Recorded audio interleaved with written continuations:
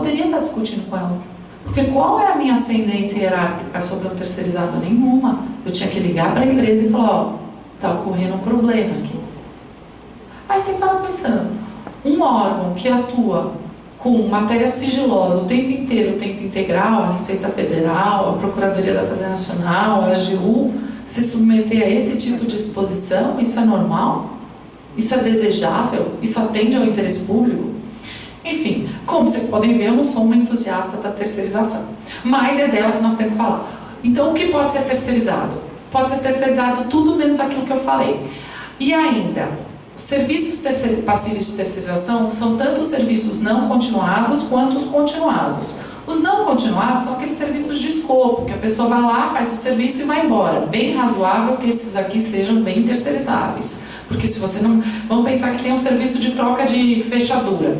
Você não precisa de uma pessoa lá o tempo inteiro para trocar a fechadura. Trocou, vai embora e tem que terceirizar esse tipo de serviço mesmo. Então, serviços de natureza não continuada são passíveis de terceirização,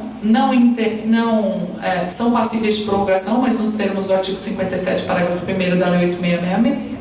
Ou seja, eu preciso ter uma justificativa plausível para a prorrogação, diferentemente do que ocorre com serviços continuados, que são aqueles que a administração permanentemente, para o seu funcionamento, precisa da prestação.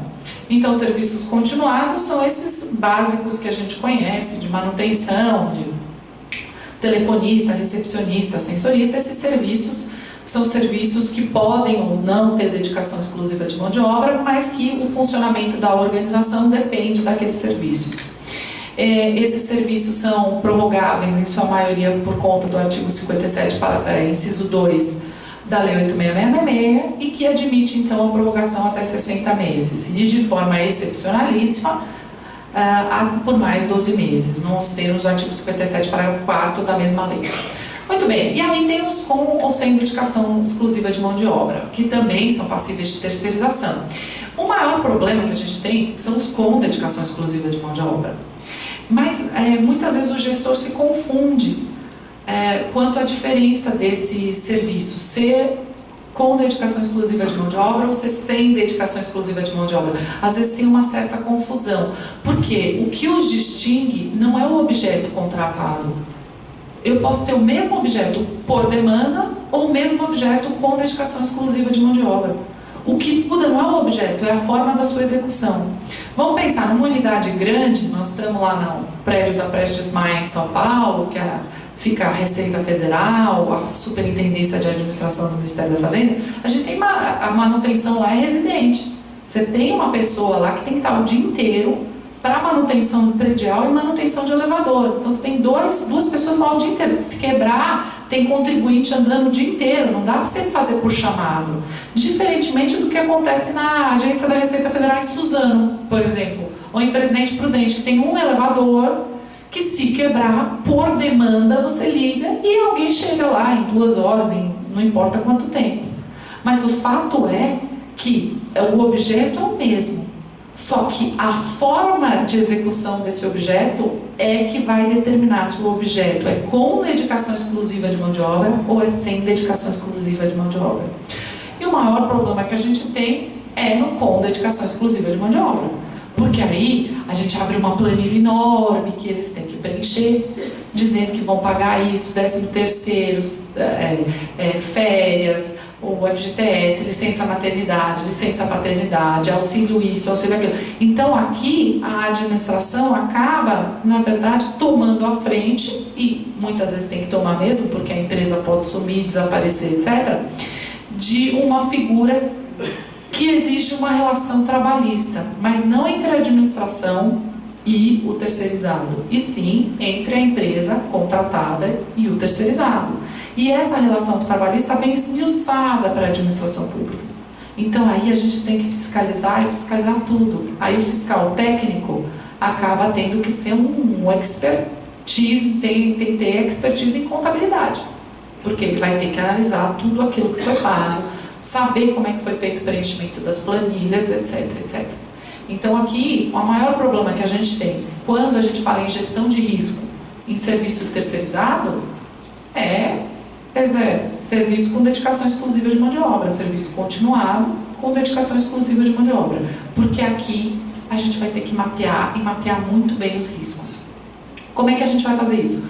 A gente tem, a IN mesmo traz as fases da contratação, e quando ela traz as fases da contratação, nossa, eu tenho que me adiantar aqui.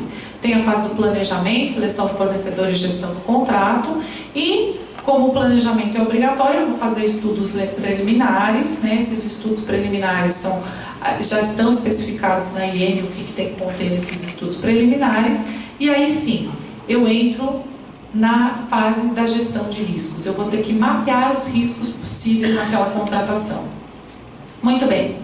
Então, na fase de planejamento, gerenciamento de riscos, nessa fase inicial, em que eu ainda não tenho um contrato, eu estou verificando quais são os riscos que aquele contrato pode me trazer, eu vou fazer o seguinte. Primeira coisa, eu vou identificar os riscos que podem existir naquela contratação. Então, eu identifico os principais riscos. Eu não tenho como identificar todos os riscos, gente. É impossível. Por exemplo, existe um risco de cair um meteoro aqui e matar todos vocês? Eu não, a Dani não, e o Dr. Anderson não, porque nós estamos aqui em cima e o negócio vai cair bem aí em vocês. Um meteoro cai em cima de vocês e todos vocês morrem. Só sobreviveremos nós três. Existe esse risco? Existe. Existe. Ninguém consegue me garantir que ele não vai existir. Ele existe. Mas eu vou mapear esse risco. Não vou, porque a probabilidade de ocorrência é ínfima, é insignificante. Então, veja, risco não dá para mapear tudo. A gente mapeia os principais riscos. E o maior problema do gestor é que ele mapeia risco assim. Probabilidade de ocorrência baixa, impacto baixo. Meu, não me mapeia esse tipo de risco, eu não preciso desse tipo de risco. Se a probabilidade dele não entregar uma meia para o servidor é baixa, para o terceirizado é baixa, a meia do uniforme, e o impacto que isso vai causar é baixo, por que eu vou mapear? Isso não é um risco a ser mapeado. Então é importante que a gente mapeie os principais riscos. E quando a gente mapeia os principais riscos, a gente tem que avaliá-los. Avaliá-los como? Probabilidade de impacto. Qual é a probabilidade de ocorrência e qual o impacto que, se ele ocorrer, vai causar no funcionamento da administração pública. A outra coisa que é fundamental, quando a gente fala em mapeamento de riscos, a gente fala em tratamento de riscos.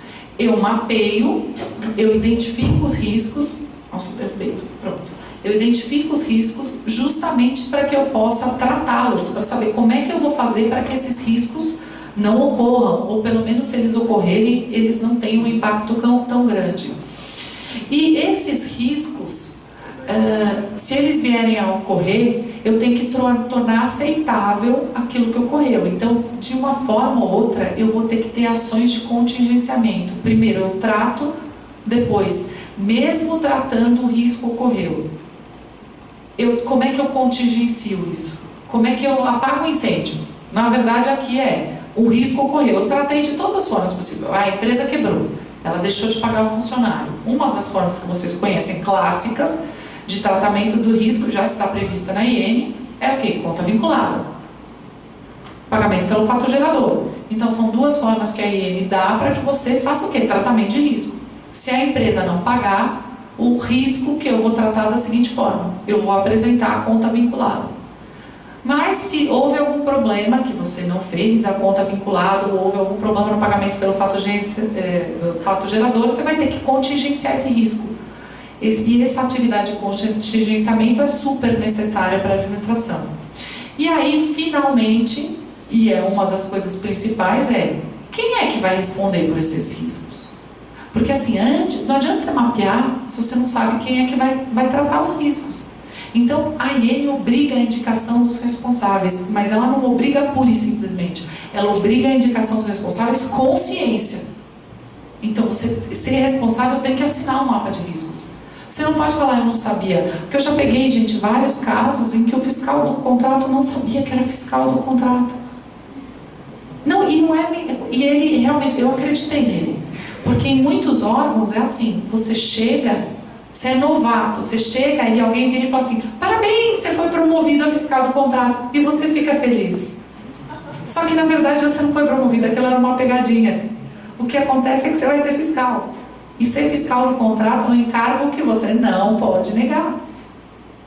Você pode alegar que não tem conhecimento. E aí a administração de duas uma, ou nomeia outra pessoa ou paga um curso de capacitação para você. Mas você não pode negar, porque não é uma ordem manifestamente ilegal. A IN até te obriga a aceitar, ela deixou bem claro isso. Muito bem, mas então eu vou ter que mapear os riscos.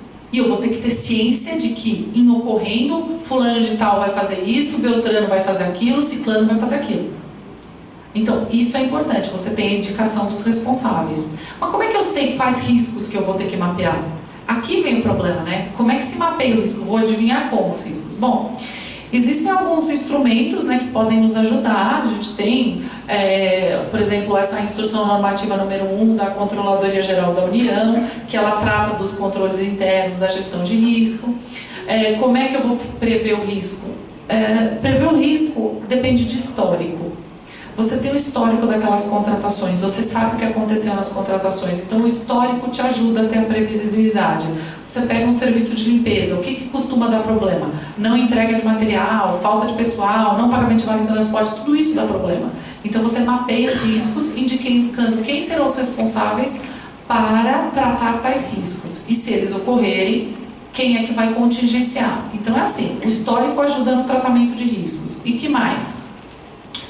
Bom, quando a gente planeja, a gente faz o planejamento da contratação, a gente vai ser obrigado a verificar o tal do mapa de riscos. Esse mapa de risco ele vai ter que ser elaborado nos estudos preliminares, ao final do projeto básico e ao longo de toda a contratação. Toda vez que surgir um novo risco, ou pelo menos que você mentalizar a possibilidade de um novo risco, você tem que incluir um mapa de risco na contratação que você está tomando conta. Muito bem.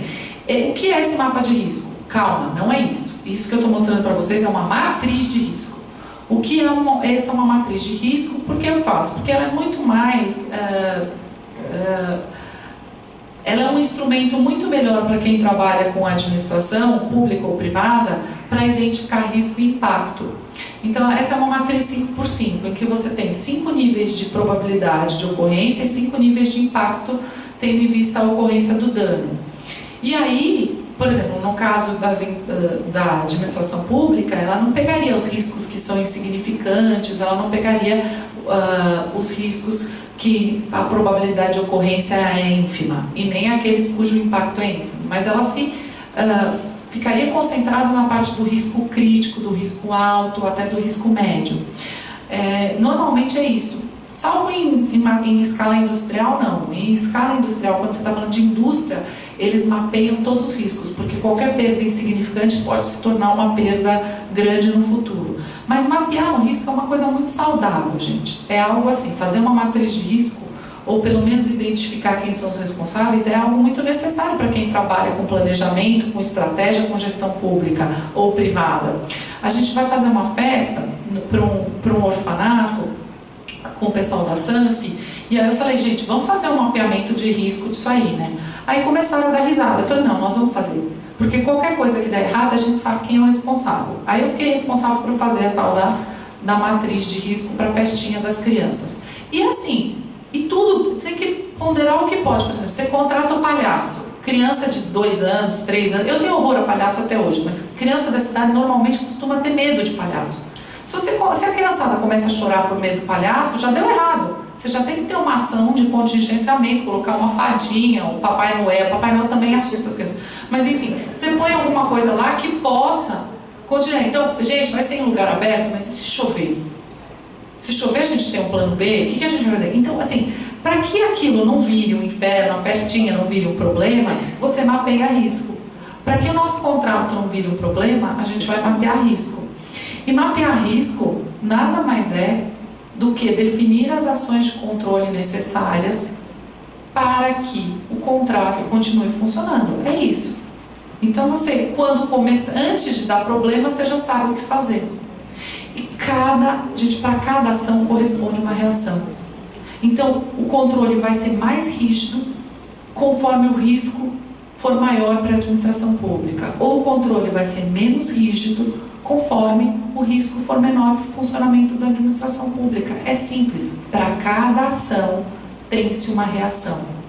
Então, quando você tem algo a ser realizado, você precisa do quê? De um controle. O controle vai ser rígido, mais rígido ou menos rígido conforme a ação.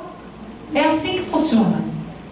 Se não for dessa forma, a administração não vai conseguir contratar. Por isso que eu falei, se você for entrar no controle da meia do funcionário, que não é branca, que ele chegou com uma meia preta, acabou. Você não está controlando da forma que a IN quer.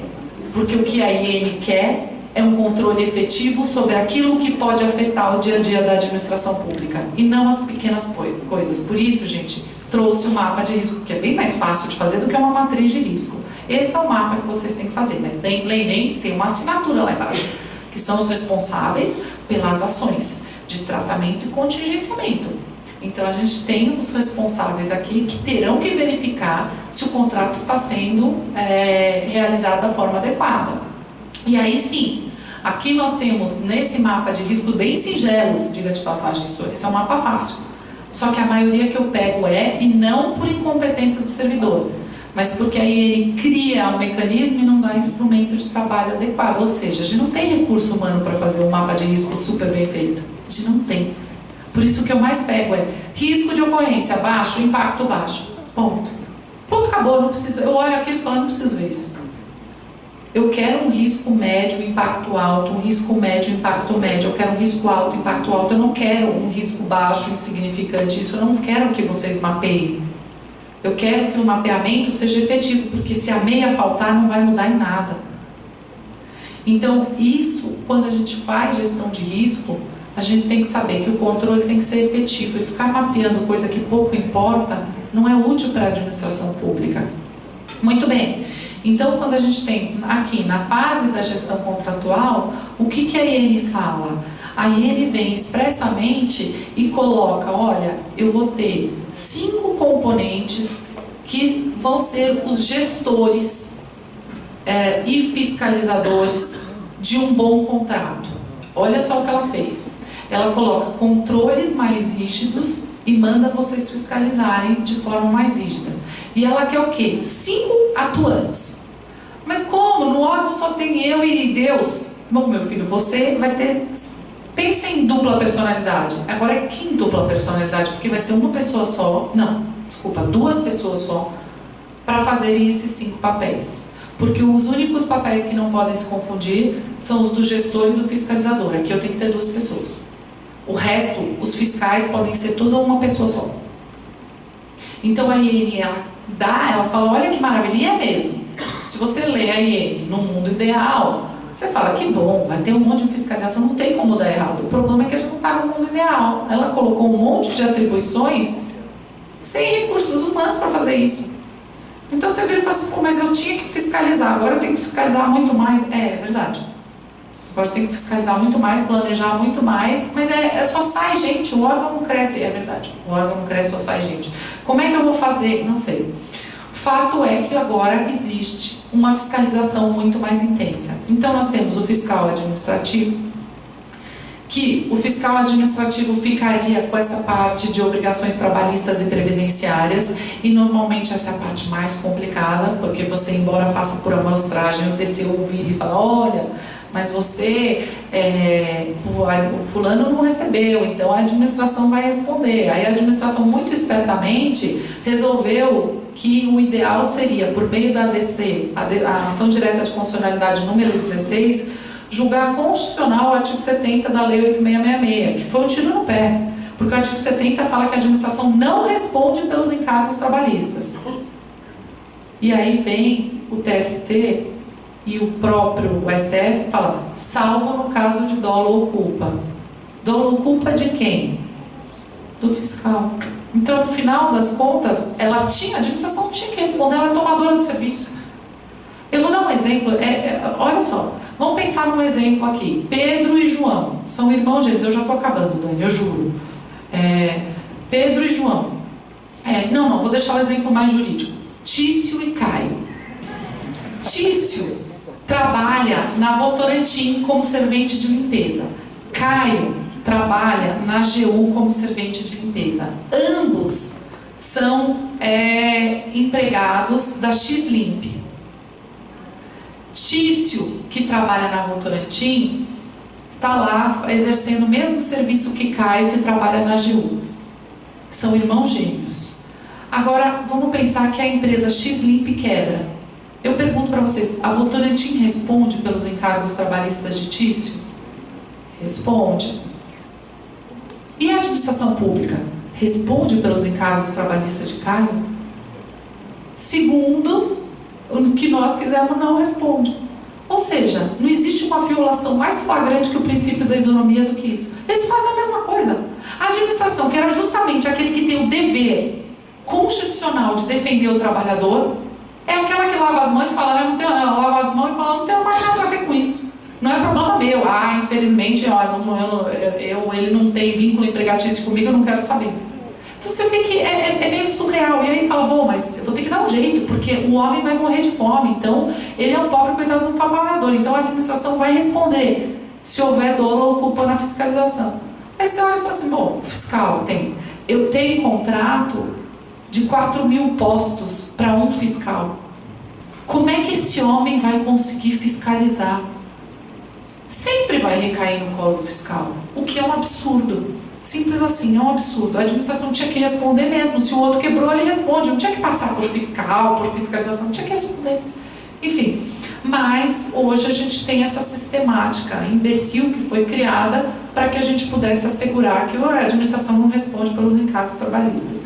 Muito bem, a fiscalização setorial é muito importante, é aquela que você tem, por exemplo, uma delegacia e essa delegacia tem agências. O fiscal o contrato é travado pela delegacia e na delegacia funciona super bem. Só que nas agências a empresa não aparece ninguém para prestar o serviço, não sei o quê, e aí para a delegacia está tudo bem. O que está ruim é nas agências. Por isso que você, em cada uma das agências onde haja descentralização do serviço, você tem que ter um fiscal setorial. Isso é ótimo. Porque antes, como é que ele ia saber quem estava lá no órgão central? Nunca sabia. Agora, com fiscalização setorial, é ótimo. A próxima fiscalização talvez seja mais efetiva, que é a fiscalização do público usuário, que é aquela em que você, como público usuário, vai avaliar o serviço prestado. E eu acho que, na verdade, devia ser institucionalizado assim. Você só loga o seu computador de manhã se você avaliar o serviço. Antes de você conseguir entrar, você avalia. Hoje você vai avaliar o serviço de limpeza. É o mínimo que se espera, que você saiba se a sua sala está limpa, se o banheiro que você usa está limpo, se não sei o quê. Eu acho que seria muito saudável se houvesse uma implementação aqui de uma fiscalização efetiva. Você não loga seu computador antes de uma vez por semana se avaliar algum dos serviços. Mas, enfim, é uma fiscalização a ser sempre implementada, também muito importante. E a fiscalização técnica, que é a última que eu vou falar, essa fiscalização ela é bem interessante, porque essa fiscalização ela vai envolver uma coisa nova para a administração, que chama instrumento de medição de resultado, que não é igual ao acordo de nível de serviço que estava na IN2. É igual, só mudou o nome. Não é igual. Aqui você quer o resultado, você quer o desempenho. O que você fazia na IN2? O fulano vinha, você pagava. O servente da limpeza não vinha, você glosava. Era isso. Hoje, o que a IN5 quer não é isso. Ele quer, o fulano veio, mas está bem limpo? Porque se não estiver bem limpo, eu não vou pagar. Não importa se a pessoa está aqui. Importa se o que efetivamente ela está realizando está no nível que a administração espera. Tem um padrão de desempenho que ela esperava conforme o edital. Então aqui eu estou contratando não quantidade, eu estou contratando qualidade, coisa que a administração não sabe fazer. Ela não aprendeu a contratar qualidade. Até que é muito difícil contratar qualidade pelo menor preço. Então o que você tem aqui? Olha o que se fala, que nos tipos de serviço, mesmo não havendo inadimplemento na execução, não se mostra adequado que o pagamento seja realizado na sua totalidade, quando o serviço não é prestado com o nível de qualidade previsto. Ou seja, o serviço é prestado, mas ao ferir o resultado, a administração constata um nível de qualidade na prestação menor que o esperado. Isso significa o quê? Que a administração vai pagar menos. Isso não é penalidade. Tem a penalidade ainda, por algum descumprimento contratual, mas além da penalidade você ganha menos. Você fez menos, você ganha menos. Se você fez bem, você ganha integral. Se você fez mal, você ganha parcial. Então é isso que a IN quer. Ela quer qualidade. Sabe aquele negócio expectativa versus realidade? É isso que a IN quer. O problema é que no nosso caso, a expectativa que a IN quer é muito alta, só que a realidade não vai ser. Por quê? Porque a gente contrata pelo menor preço. Quando a gente contrata pelo menor preço, não dá para você ter uma expectativa lá em cima, gente. Então, para finalizar, eu pergunto para vocês, podemos comemorar a edição, a mudança de metodologia de contratação da terceirização feita pela IN5? Iremos comemorar? Eu não vou comemorar. Eu acho que o instrumento legislativo é bom, mas ele é feito para uma realidade que não é a nossa. E quando você cria, ou não importa se você trouxe de outro país, se você estudou em Harvard, não importa onde você estudou, se você traz um instrumento que não se adequa à realidade brasileira, não tem como ele funcionar. Eu não vejo a implementação da IN como algo bom, pelo menos não no momento atual. Talvez seja um instrumento de muita valia, sim, mas se houvesse antes dele uma valorização do serviço público. E a gente está muito longe de sermos valorizados por esse e por os outros governos que passaram. Então, por isso, eu digo para vocês, eu não tenho nada a comemorar, ao menos por hora. Mas como a Dani sabe, eu já sei, eu vou dizer para vocês, eu sou uma pessoa pessimista por natureza. Mas eu espero, sinceramente, que ainda vejamos uma luz no fim do túnel. Seja pelo fim das terceirizações, da forma como elas são feitas, seja pela valorização de nós, servidores públicos. Muito obrigada.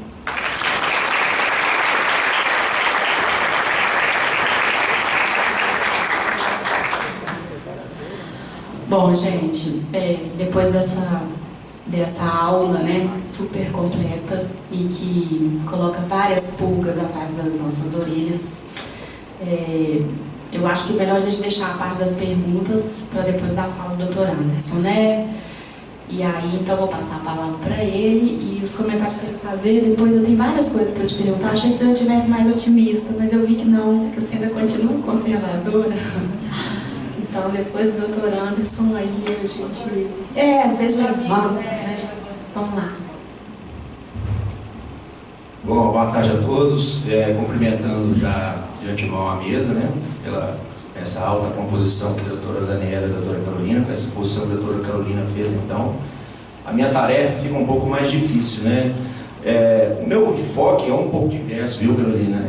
Eu não vou entrar muito nisso, não. Há cerca de 2 semanas eu dei uma palestra sobre fiscalização de contratos, que eu já abordei muito dessas questões, mas o tempo talvez seja um pouco curto para tratar disso, porque fiscalização de contrato, devido aos problemas que a gente encontra na ponta, é assunto para um dia inteiro, né? E agradecendo a presença de todos também, eu vou iniciar até trazendo um pouco, explicando um pouco como é o trabalho da consultoria jurídica da União, porque nós temos um trabalho grandioso, porque a gente presta assessoria e consultoria jurídica para todas as unidades da administração direta do Estado de Minas Gerais. Então a gente tem uma gama de ocorrências, de fatos que a gente encontra diuturnamente nas nossas análises, né?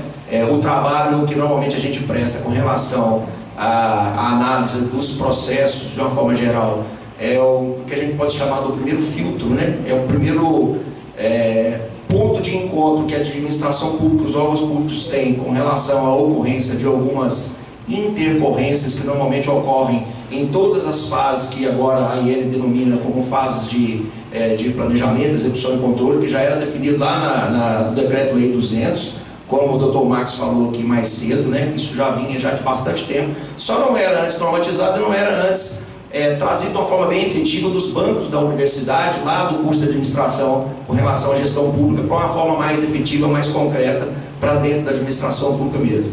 A gente sabe que a administração pública é aquela que, infelizmente, ela age muito passivamente e, às vezes, até por força normativa, né? Enquanto não for obrigado, não faz. E a gente tem que aplaudir essa ocorrência da gestão, e principalmente da questão da gestão de risco, para dentro da administração pública de uma forma efetiva, porque eu vou poder ter oportunidade de demonstrar aqui alguns momentos onde isso ocorre com muita frequência nesse caso, né?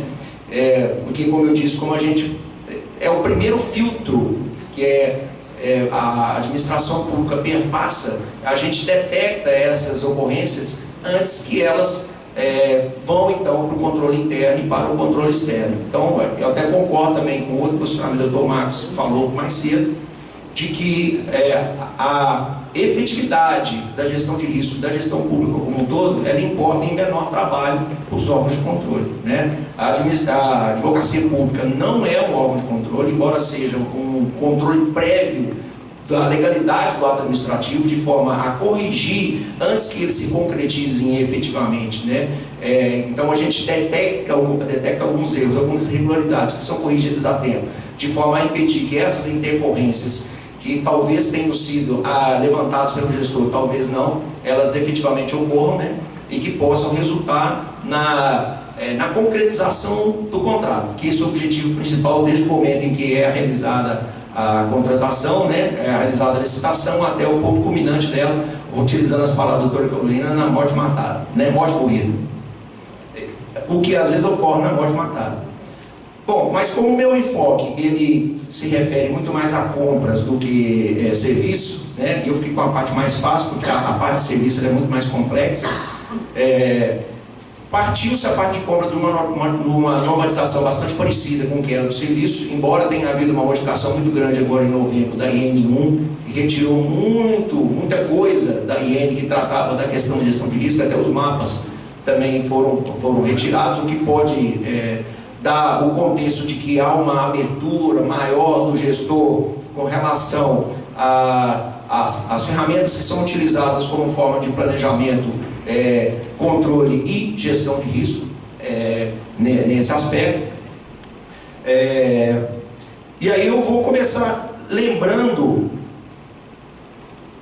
embora os conceitos já tenham sido falados aqui de todo modo possível, e aí pedindo até excusa se de alguma forma eu estou sendo repetitivo em alguns pontos, mas é porque dentro do contexto que eu armei aqui, talvez seja necessário mesmo repetir. E eu gostei muito de um conceito que é utilizado no guia Project Management Body of Knowledge, PMBOK, da PMI, Project Management Institute, que é um manual que é utilizado pelos gestores de risco dentro da engenharia de produção, para poder fazer uma análise da gestão de risco, onde é pontuado que esse risco é definido como uma ocorrência discreta ou distinta que pode afetar o projeto positivo ou negativamente, e que suas causas podem incluir aspectos do ambiente, tais como práticas inadequadas de administração ou dependência de participantes externos que não podem ser controlados. E aí ele define 6 processos para o gerenciamento de risco de projetos. O primeiro, o planejamento de gestão. O segundo, a identificação. O terceiro, a análise qualitativa. O quarto, a análise quantitativa. O 5, planejamento de resposta. E o 6º, monitoramento e controle. Então, por essas etapas, né, a gente vê que todo planejamento de gestão, todo gerenciamento de risco, ele inicia efetivamente com a questão da previsibilidade. Né? Parece ser um caráter fundamental, primordial de todo o início de um processo de gerenciamento de risco, é a questão da previsibilidade. E talvez esse seja um aspecto problemático que a gente encontra bastante na ponta junto aos gestores, porque falta a eles a possibilidade de prever realmente todas as ocorrências que podem ocorrer durante todas as fases da contratação pública. Né? Desde o início da previsibilidade, da necessidade da administração com relação a determinado objeto, até a finalização da execução desse objeto, que no caso de compra, ele culmina com a entrega do objeto. E dentro dessa previsibilidade, né, o outro aspecto é a questão da probabilidade. Né? Então, previsibilidade e probabilidade são dois aspectos, duas facetas da mesma moeda que eles se interconectam, porque ao mesmo tempo que você precisa ter a previsibilidade da ocorrência, você precisa também ter uma análise com relação à probabilidade daquela ocorrência. Né? Eles têm que andar juntos nesse aspecto de forma a poder ter uma visão do que pode ocorrer. Tá certo? Tem uma frase bastante interessante que eu li há muitos anos atrás, né? Eu ainda era estudante de direito quando eu li um livro do Dale Carnegie, que chamava como falar em público e influenciar a pessoa no mundo dos negócios. E existia uma frase, ou melhor, existe até hoje, né, apesar dele ter morrido há muitos anos, mas ainda está lá nos seus livros, de que ele explicava que se você tem intenção de fazer um negócio, não conte ao seu advogado ou ao seu contador. Eles são acostumados a ver problemas, não soluções. Essa é realmente uma qualidade, eu não vou dizer totalmente qualidade não, mas é um aprendizado que o advogado tem depois de passar 5 anos estudando problemas de toda a ordem, né? E talvez seja uma habilidade que ele desenvolve depois dos anos de, prevendo problemas, encontrar soluções, né? É a forma meio tangenciada que ele encontra, porque eu não sei se é o caso de muitos, mas talvez seja o meu caso, visualizar a solução diretamente depois de um certo tempo ele passa a ser meio problemático, né? A gente parte do problema para achar a solução. Mas essa talvez seja uma habilidade que o gestor público tem que desenvolver também com o decurso do tempo, porque infelizmente o gestor público ele é acostumado na experiência. E a experiência, por vezes, ela é dolorosa, né? Porque ela demanda tempo e ela demanda experiências traumáticas de aprendizado. É muito mais fácil a gente tentar aprender com os problemas dos outros que aprender com os nossos. Mas como a administração pública tem um problema de ausência de intercomunicabilidade, né? Todas essas deficiências normalmente elas não são comunicadas entre os gestores, então essa possibilidade de aprender com o erro dos outros ela é quase inexistente no âmbito da administração. Então aí o gestor público ele tem que fazer essa habilidade de imaginação, né? Ele tem que ter um caráter imaginativo de pensar em todas as intercorrências que podem existir no curso de execução do contrato, para ver o que pode ocorrer de errado, para então imaginar também uma solução. E aí nesse aspecto bastante interessante, né, a IN1 que trata da questão do gerenciamento de risco para compras, que foi modificada pela IN9 agora dia 21 de novembro, ela trata lá no artigo 8 as etapas em que é feito esse gerenciamento de risco, né? Primeiro, identificando os principais riscos que possam comprometer a efetividade do planejamento da contratação, da seleção do fornecedor e da gestão contratual ou que impeçam o alcance dos resultados que atendam às necessidades da contratação, avaliando os riscos identificados, consistindo na mensuração da probabilidade de ocorrência e do impacto de cada risco, tratando esses riscos considerados inaceitáveis por meio da definição de ações para reduzir a probabilidade de ocorrência dos eventos ou reduzir as suas consequências, e para os riscos que persistirem inaceitáveis após o tratamento, definição de ações de contingência para o caso dos eventos correspondentes aos riscos se concretizarem, e ainda definindo os setores responsáveis pelas ações de tratamento dos riscos e das ações de contingência. Então, de uma forma mais prática, a gente pode colocar que a gestão de risco passa por 3 etapas, né? Identificação dos riscos, análise das situações em que eles podem ocorrer e tratativa dos riscos incorridos de forma a solucioná-los. E a IN1 2018 ela trata das etapas da seguinte forma: gerenciamento de riscos no planejamento da contratação, gerenciamento de riscos da seleção do fornecedor, gerenciamento de riscos na gestão contratual. Em suma, para os gestores eu tenho que dizer que, na verdade, embora esse nome pomposo, gestão de riscos, seja utilizado a cântaros em todo momento da IN1 2018, da mesma forma que é utilizada na IN5 2017, o que efetivamente se implanta, na verdade, é um controle efetivo do resultado. Ok? Gestão de risco é apenas uma forma de saber o que pode ocorrer de errado no curso da execução, né, e minimizar esses efeitos. Porque o objetivo principal da norma, apesar de estar na Constituição de 88, desde a emenda constitucional 20, o princípio de eficiência e de eficácia, são exigidos de forma mais efetiva nesses 2 ambientes. Tá certo? Lembrando que o princípio da eficiência é a obtenção do resultado da forma mais cômoda, mais econômica para a administração, e o princípio da eficácia é possibilitar que a administração consiga o resultado efetivo daquilo que ele está pretendendo. Então, se a gente for aplicar um pouco o princípio de geometria, a gente pode dizer, né, se alguém lembra um pouco de geometria lá da primeira série, quando a gente estudou, né, o conceito de reta é a menor distância entre 2 pontos. E aí, como o princípio da eficácia, né, e da eficiência aplicada nesse conceito de geometria analítica, a gente vê que o que essas 2 instruções normativas desejam é que toda ação objetivada pela administração, ela tem uma conclusão sem a menor incorrência ou com a menor intercorrência possível, né, no espaço de tempo pretendido por ela, com o menor custo possível. Né? Isso está na moda agora. A questão do resultado ela demorou a ser efetivamente pautada como um princípio a ser observado com um certo rigor analítico, como deveria ter sido desde o início em que ela foi prevista na Constituição.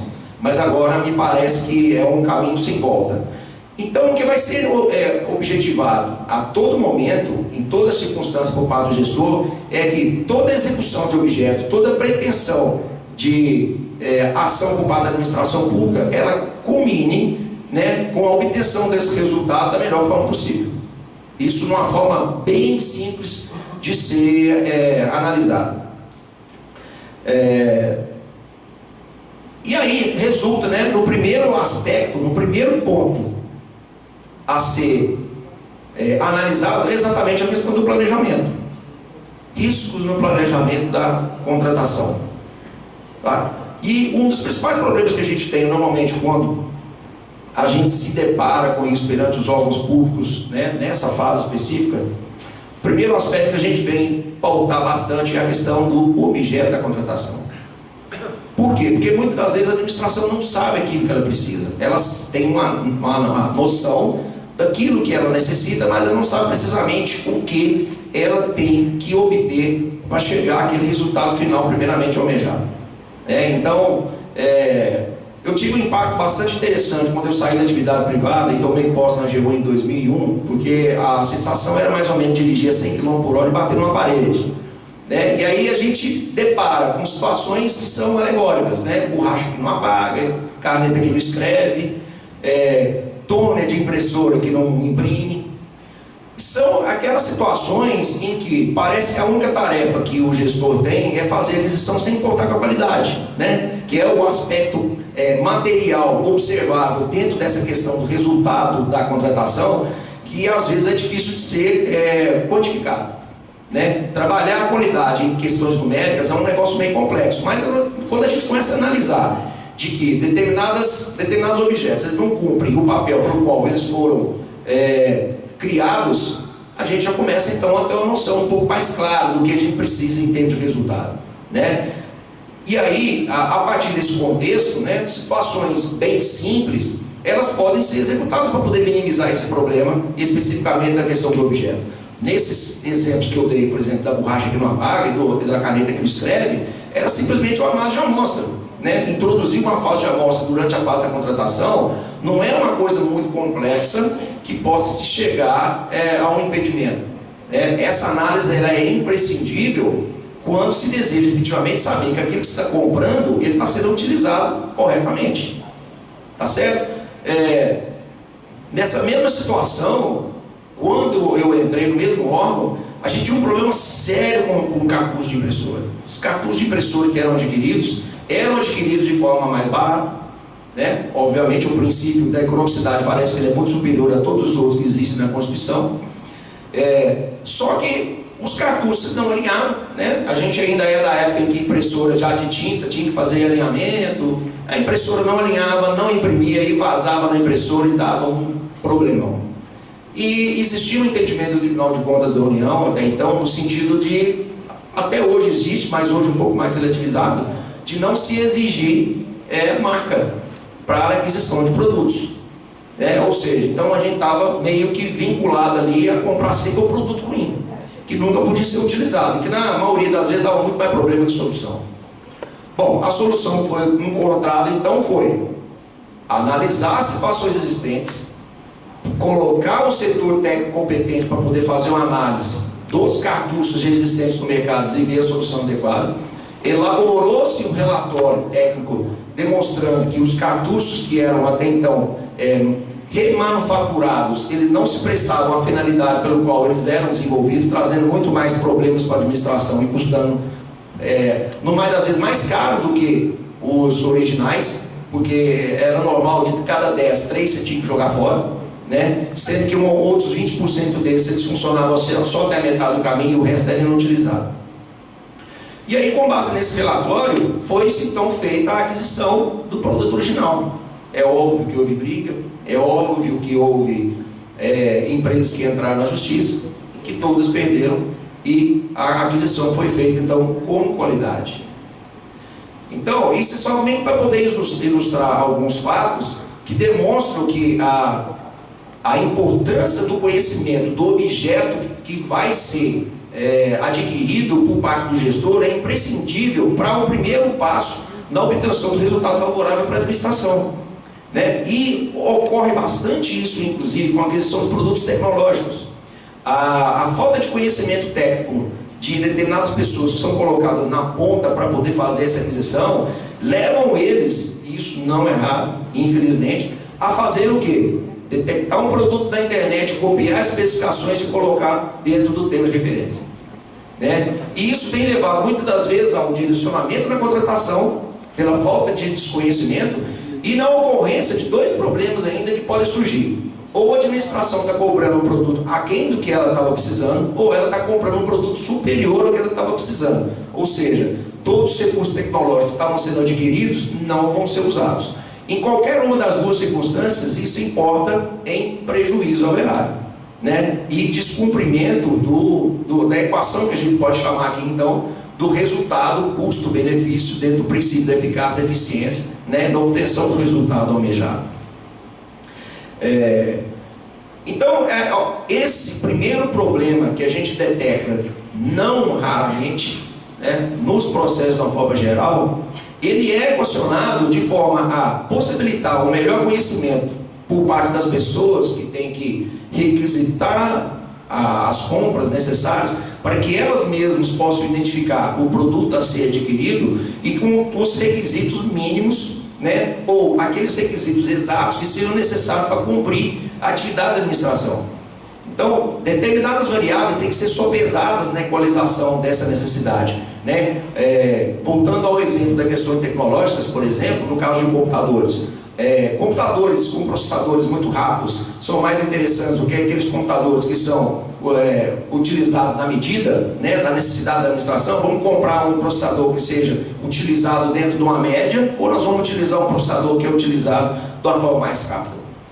E dentro dessas possibilidades, analisar as consequências e os resultados obtidos com cada um, né? Na primeira hipótese, com um processador mais veloz, você tem uma desnecessidade de troca, um curto período de tempo por parte da administração, e o contrário ocorre quando você compra um equipamento, por exemplo, na medida da necessidade.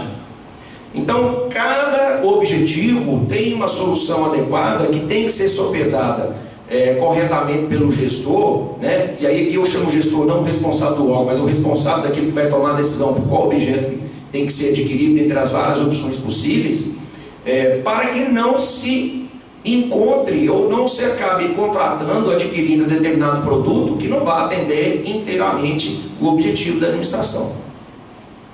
Ok? Passando da questão do objeto, nós temos a falar também com relação ao problema das quantidades, né? Que é um outro segundo fator de problemas que normalmente a gente encontra.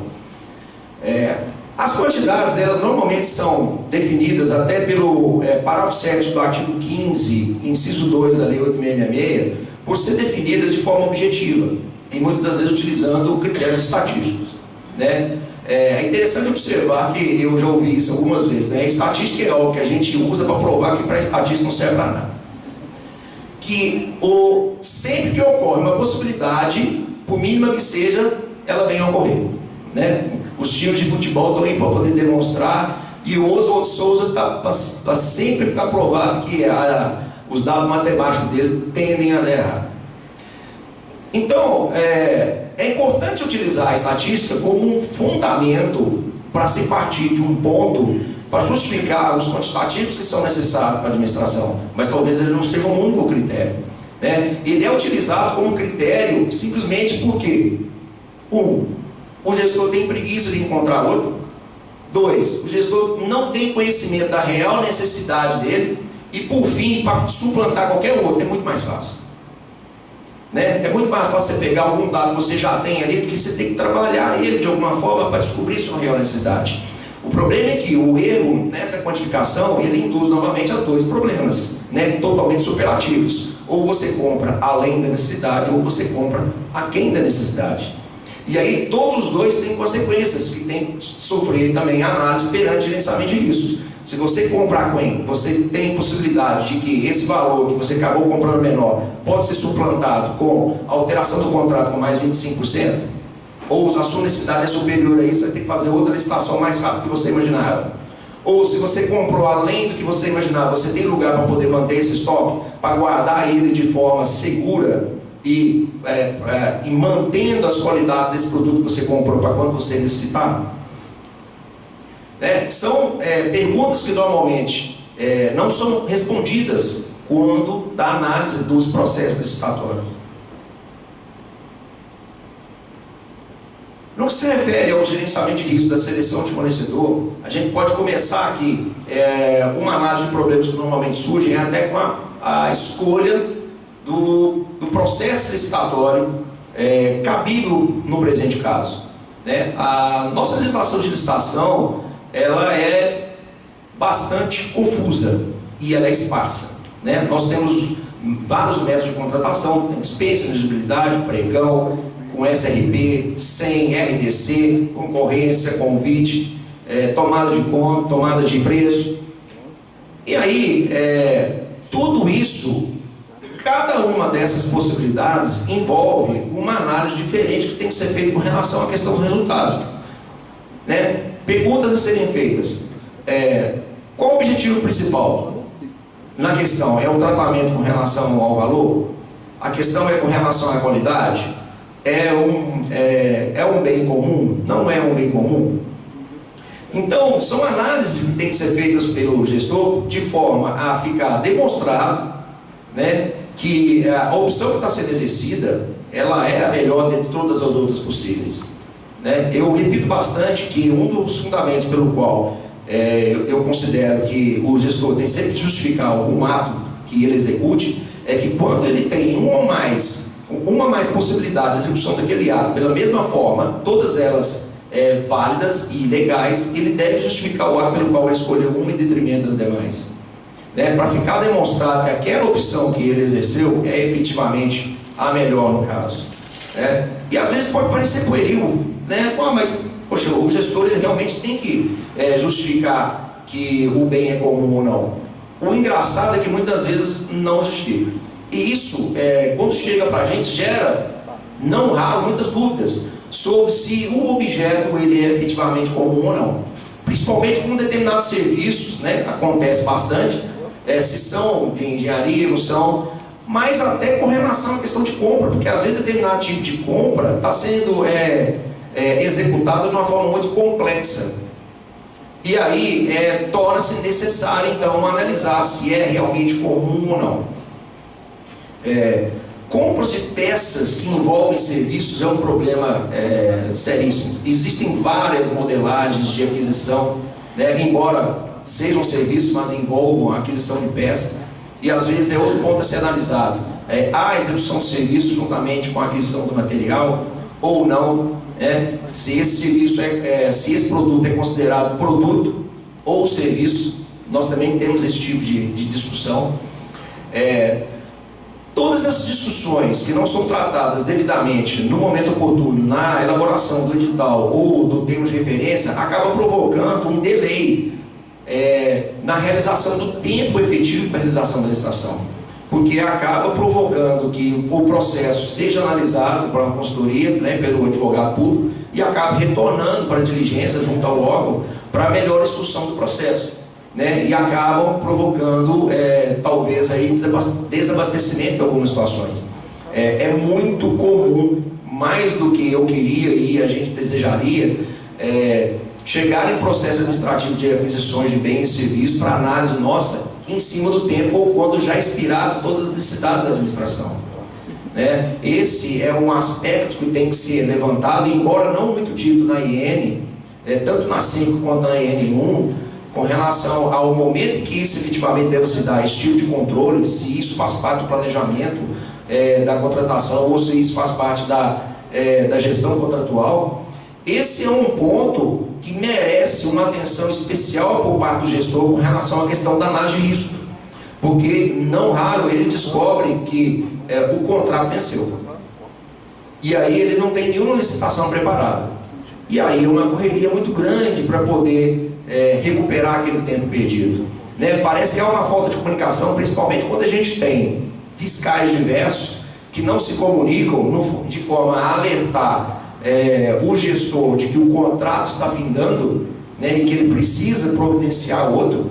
Então, isso acontece com muita frequência. Está certo que acontece mais com relação à questão do serviço, mas hoje mesmo já tivemos um problema lá de finalização de contrato vencido, ou melhor, hoje é 11, está vencendo amanhã e não há licitação pronta.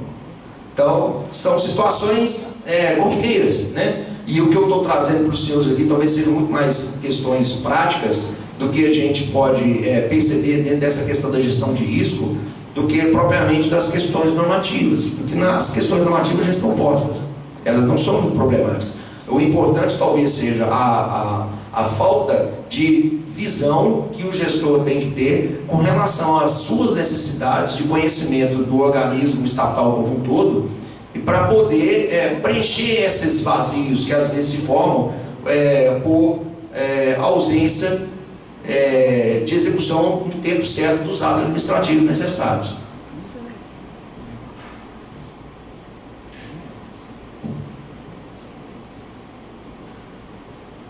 No que se refere à questão da gestão contratual, o que a gente percebe é que, na verdade, talvez seja o ponto de maior conflito, né, dentro da gestão de risco. Primeiro porque é o espaço mais longo que fica à disposição da administração, dentre as várias etapas, né, do planejamento, da previsão, da execução da licitação. Depois, quando assina um contrato, além do tempo ser cumprido e além de haver situações de interação constante com o fornecedor, é a situação onde talvez ocorram os maiores problemas, né? E aí a gente pode citar vários, né? De produto que não veio adequadamente, de produto mesmo que não foi entregue, de produto que sumiu do mercado, de produto que o preço subiu demais no mercado, de produto que o preço desceu demais no mercado e a previsão foi inversa.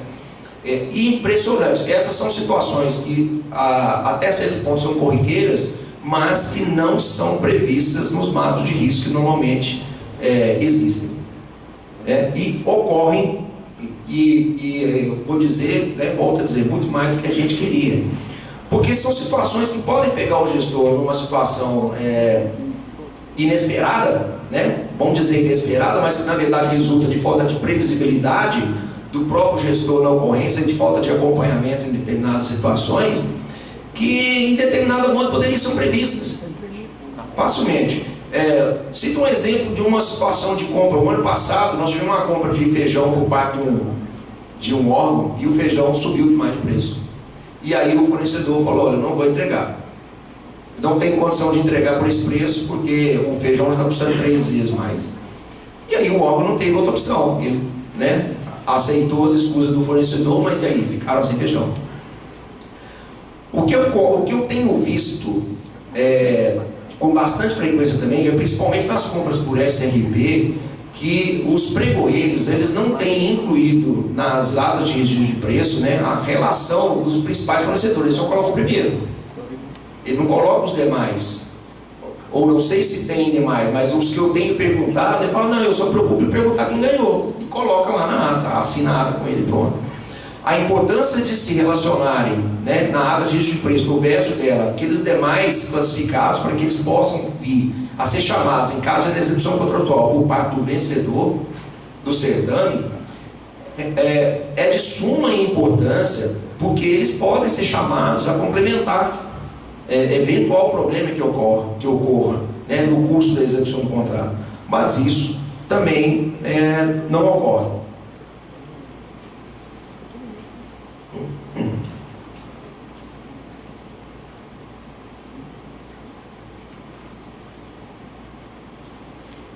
Bom, foi dito aqui para a doutora Carolina, e eu tenho que concordar com ela completamente, que infelizmente o gestor, na parte de gestão, ele aprende com os erros, né? É uma retórica de tentativa e erro. E eu também já tinha pontuado isso com relação à necessidade que existe de haver uma previsibilidade com relação a essas intercorrências, não apenas com base na experiência própria. Mas o mais importante, e é uma coisa que é detectada também, que embora a gente possa aprender com os mesmos erros, normalmente o gestor público não aprende nem com os próprios erros, né? Aqueles erros que ocorrem, eles ocorrem ano após ano, da mesma forma. Então, eu não sei se é porque há uma deficiência muito grande por parte das pessoas que normalmente trabalham na ponta executando esse tipo de trabalho, e eu tenho que reconhecer que talvez esse seja um dos maiores problemas a serem enfrentados, não a implantação política como um todo, da questão da gestão pública e a gestão de risco especificamente, mas sim a falta de pessoal, tanto em questão quantitativa quanto em questão qualitativa, para a execução desses atos, né, que a gente sabe que nós estamos passando por um momento de déficit de servidores públicos atuando, né, e de servidores públicos atuantes, para trabalhar nesse contexto. A maioria, quando executam esse tipo de atividades, eles executam de uma forma automática, autônoma, simplesmente para atender os normativos que exigem que assim seja feito, né? E talvez por isso exista até hoje ainda essa falta de previsibilidade com relação a essas intercorrências, de forma a se obter um resultado mais eficaz e eficiente. Mas o fato é que essa é uma exigência que para mim não tem retorno. Então, ou nós vamos ter que trabalhar de uma forma de tentar melhorar o quantitativo que nós temos de servidores públicos de forma a atuar, de colocá-los de forma mais atuante na execução dessas atividades, ou nós vamos ter que trabalhar com eles de uma forma mais qualitativa, de forma a capacitá-los, né, e de melhorar essas habilidades de detecção de problemas, né, para que eles possam efetivamente serem balizados por uma prática de visualização de resultados, que é o que até então não é muito vista, né? A gente vê que efetivamente na prática não é assim. Só que, e aí finalizando a minha fala, um problema com o qual a gente tem que trabalhar. A gente sabe da existência de órgãos pequenos que, como foi dito aqui, às vezes são compostos de 2 pessoas. Nós que precisamos desse tipo de assistência no estado inteiro, a gente vê muito isso, né? E a principal desculpa que é dada é sempre a mesma, no sentido de não haver gente suficiente para a execução daquelas tarefas. Mas eu não tenho dúvida que é uma conta que vai cair na cabeça do gestor, né? Vai cair. E nesse curso que eu dei sobre fiscalização de contrato, a primeira coisa que me perguntaram, ele falou assim: e se eu não conseguir executar, o que eu vou fazer? Eu falei: relata para o gestor. Relata para o gestor, porque quem vai ter que resolver é ele, né? Então é mais um peso a ser colocado na cabeça do gestor, é mais uma atividade para ele poder se deparar e ficar pensando dia e noite como equalizar essa questão. Sim, não tenho dúvida, mas que ele de alguma forma vai ter que executar, né? Ele também vai ter que se capacitar para poder executar bem essa atividade, né? A capacitação em termos de gestão, ela abre bastante os horizontes, de forma a permitir que o gestor ele possa visualizar isso de uma forma mais efetiva. Ela deixa de ser, a gestão de risco, ela deixa de ser complexa e difícil de ser executada quando ela passa a ser visualizada como uma circunstância, simplesmente componente de um controle de resultado. Tá certo? Se a partir do momento que o gestor começar a pensar não no início da atividade, mas no efeito final que ela pode gerar, ele começa a analisar as situações que ocorrem, né, no decurso dessa linha, dessa reta, né, vamos dizer assim, dessa ligação, como eu disse no início, do ponto A ao ponto B. Então, pessoal, agradecendo novamente a atenção de todos. Acho que eu tinha que transmitir dentro do que eu me propus, né, e dentro do que o tema era relativo, que era importante, eu pude expor aqui, e agradeço novamente a atenção de todos.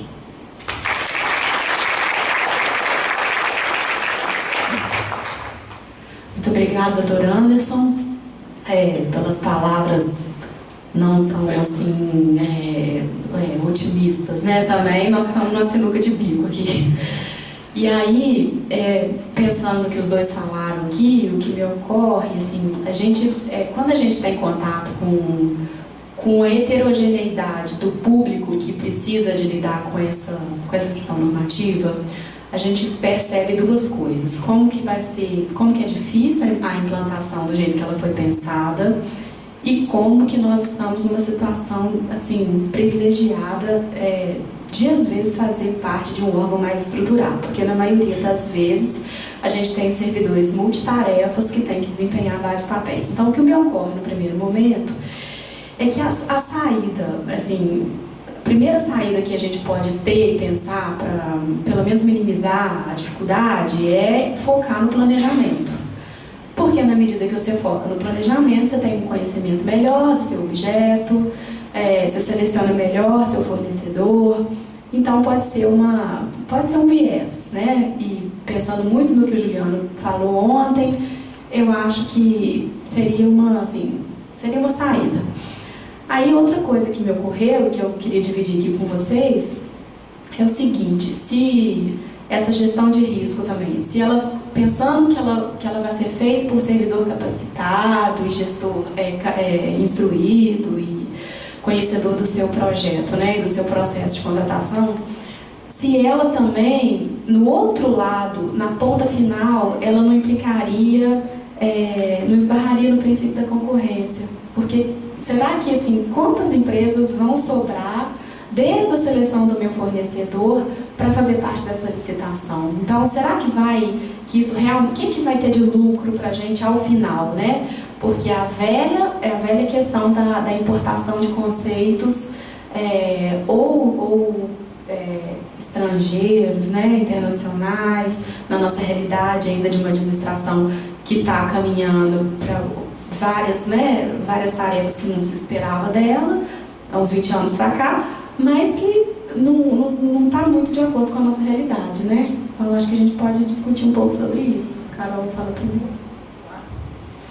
Eu acho que essa situação do que vai sobrar, né? A gente tem muitas licitações desertas, inclusive porque a administração não sabe se mostrar, né? Tem um caso clássico que eu atuei, que era a contratação de clínicas de cães de faro para a Receita Federal. E os cães, que antes tinham um convênio com a Unifesp não tinha mais condições de tratar os cães, resolveram contratar. Em São Paulo, como deve ter aqui, tem um pet shop, uma clínica veterinária em cada esquina. Então, assim, tem um universo muito grande de proponentes. Então, você olha e fala assim, bom, vai ser tranquilo fazer essa licitação. Deu certo. Aí, eles falaram, não, vamos contratar diretamente. Eu falei, não vamos contratar diretamente. Não vamos, porque tem um pet shop em cada esquina, tem alguma coisa errada. Falei, vamos olhar de novo o edital, vamos ver se tem uma restrição indevida aqui, não sei o quê. Aí mudamos uma outra coisa, um negócio de nível superior, que não era para tratador, não era para veterinário, óbvio. Eu falei, não, vamos republica. Deu deserto. Aí eu falei, cara, não é possível. Eu liguei para uma amiga minha, que é veterinária, ela estudou comigo na escola. Aí eu falei, Luciana, aconteceu o seguinte, não sei o quê, ó, a gente fez uma licitação. Ela falou, o que é uma licitação? Aí caiu a ficha. É um nicho que não está acostumado a contratar com o poder público. Aí eu falei, diário oficial, compras net, tipo, eles não sabem o que é isso. Então a administração ainda tem um problema dela não se mostrar ao particular, ela não fazer um roadshow, ela não pegar e falar, ó, eu preciso. Portanto que nesse caso eu falei assim, não, a gente não vai contratar diretamente. Eu falei com ela, o que eu posso fazer para os veterinários ficarem sabendo disso? Aí ela virou e falou assim, publica no jornalzinho do CRMV. Eu falei, bom, deixa eu ver quanto custa. Ela falou, não, a diretora lá estudou comigo na faculdade, me deu o telefone. Aí eu liguei e falei com ela, doutora, acontece isso, tal, eu queria saber quanto custa publicar, porque não apareceu nenhum veterinário, tem um monte de veterinário. Não, quer publicar o quê? Quanto é? Eu falei, não, uma notinha. Não, publicamos de graça.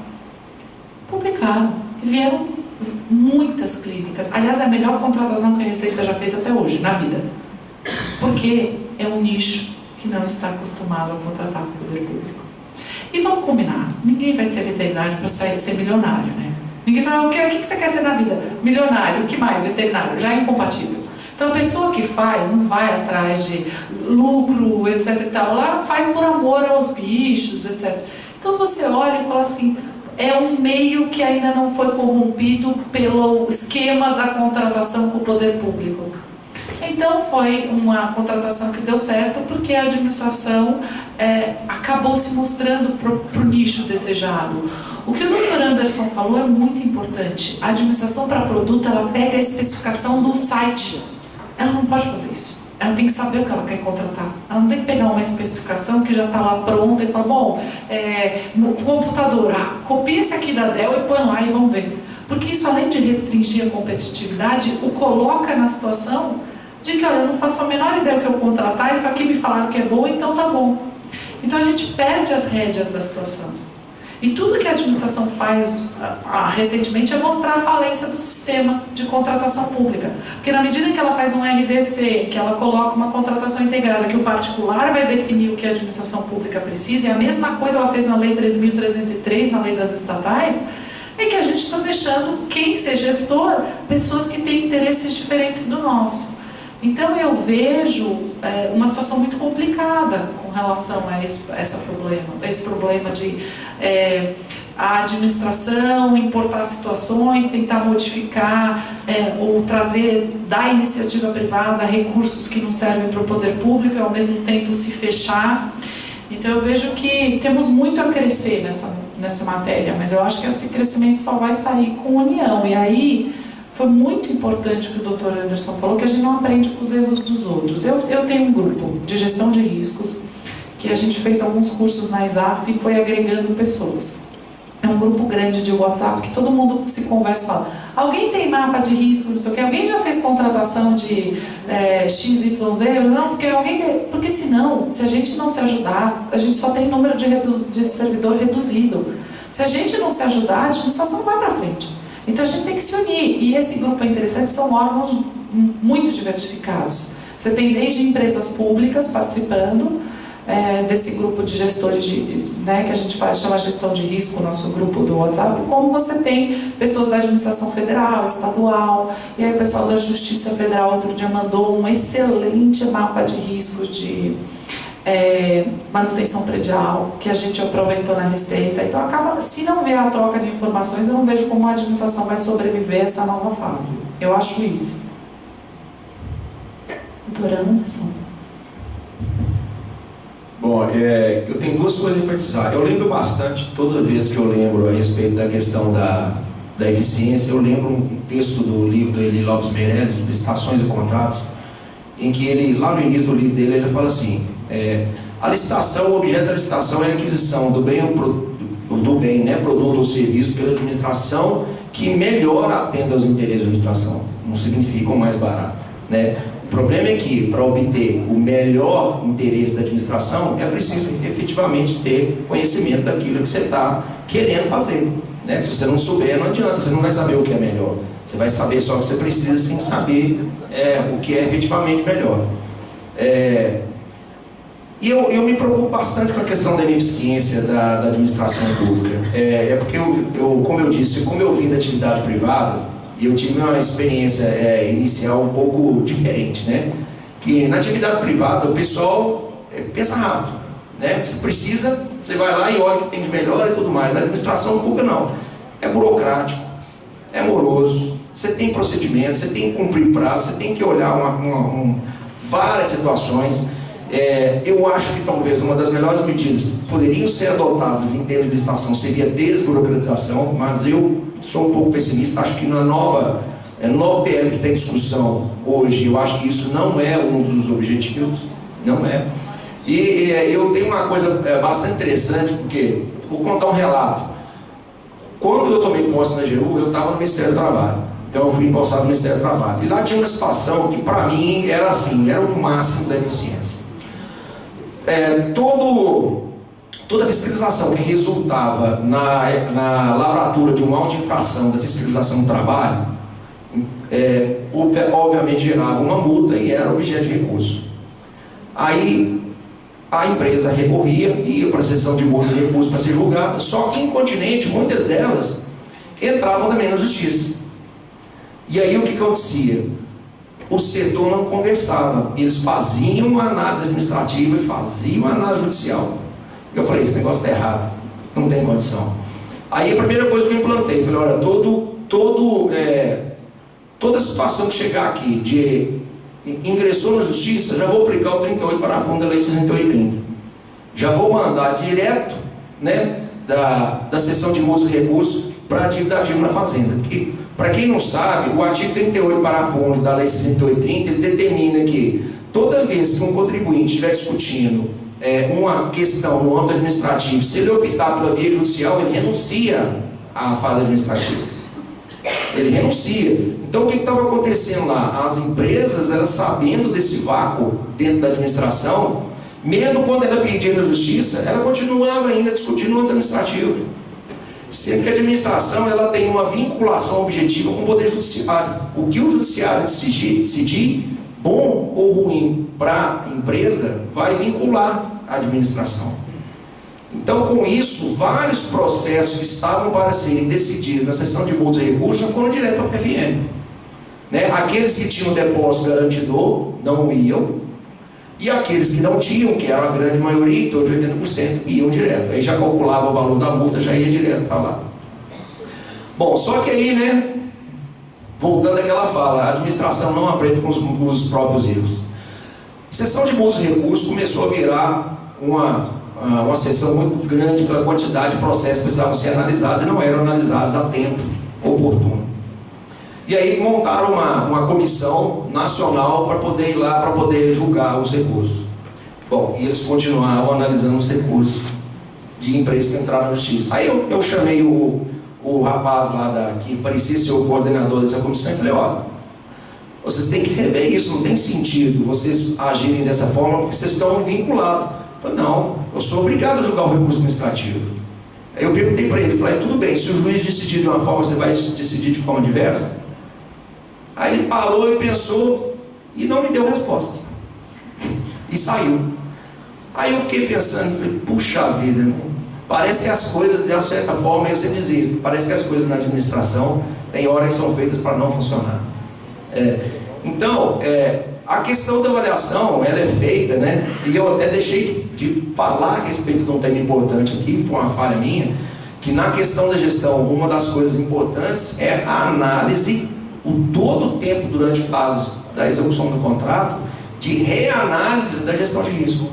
Ou seja, aqueles pontos que acabaram não sendo verificados, você tira do seu mapa de risco, e aqueles que você possivelmente pensou depois, você volta a introduzir, porque a todo momento você pode prever uma situação que pode ocorrer, né? Que pode chegar a uma contingência ali, uma contingência na execução do contrato. Então, que ela tem que ser reanalisada. A reanálise é uma situação que ocorre o tempo todo durante a fase de execução do contrato.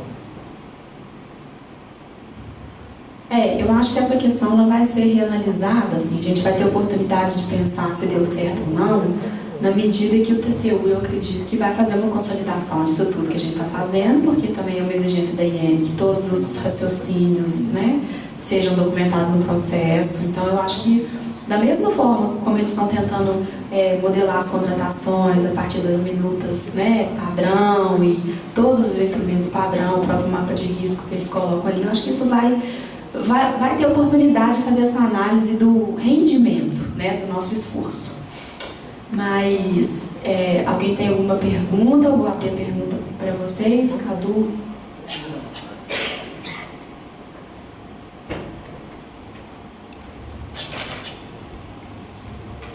Boa tarde a todos. Eu queria parabenizar a mesa, né? As palestras foram excelentes, a doutora Daniela conduziu muito bem, né? Estava preocupada à toa. Mas dentro da perspectiva da governança, né, da gestão de riscos, que a gente tratou aqui desde ontem, né, e a gente não pode entender essa atividade de contratação dentro da administração pública sem perceber a atividade de gestão dentro da organização por inteiro, né, e partindo do pressuposto do controle, eu queria dividir com vocês, né, ter a opinião de vocês aí da mesa, a respeito de até onde deve ir o comprometimento do gestor nessa implementação da gestão de risco nas contratações públicas. Por exemplo, a gente tem a elaboração de mapa de riscos, né? A Carolina explicou aqui que quem vai, né, responder pelo risco tem que assinar o documento. Então esse encargo geralmente recai sobre o fiscal, o pregoeiro, o gestor, né? Porque o risco ele é visto no planejamento, essa gestão de risco, mas ela efetivamente acontece na seleção do fornecedor e na gestão contratual. E aí a gente tem a instrução normativa da CGU, que foi o que iniciou esse gerenciamento de riscos dentro da administração pública, né? Pelo menos um enfoque mais exigente dessa gestão de riscos. E aí ela fala no artigo 1º, fala em accountability, né? Envolvimento das pessoas, fala em responsabilidade do gestor da alta administração, assim como os gestores dos processos. E aí a pergunta que os gestores de contratos e quem, né, vai realmente assumir essa responsabilidade, ou pelo menos pensa que vai, de qual o nível de envolvimento do gestor da alta administração nesse tipo de coisa, porque eles falam, olha, eu tenho que gerenciar risco, eu tenho que prever risco na minha equipe de planejamento, eu tenho pouca gente para trabalhar com isso. Muitas vezes o gestor não tem consciência da importância da atividade de contratação dentro do órgão, né? A gente às vezes justifica, é importante para a consecução da atividade fim do órgão, mas o próprio gestor do órgão não tem a visão da importância disso, né? Dos cuidados que devem ser tomados. E aí vamos dizer que deu errado, né? O fiscal aceitou o encargo, porque ele não pode deixar de aceitar, o gestor também, deu alguma coisa errado. Aqui em Belo Horizonte a gente teve um caso muito triste, que foi um viaduto que caiu, e aí na hora de você apurar as responsabilidades, e aí você fala assim, de quem é a culpa? Né? E até que ponto eu perguntaria, o gestor, né, da alta administração tem que se envolver e pode ser responsabilizado por uma má contratação pública, sem visualizar a gestão de riscos.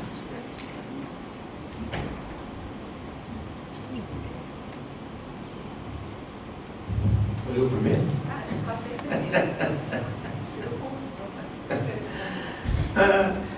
Olha, eu estava pensando aqui como responder isso.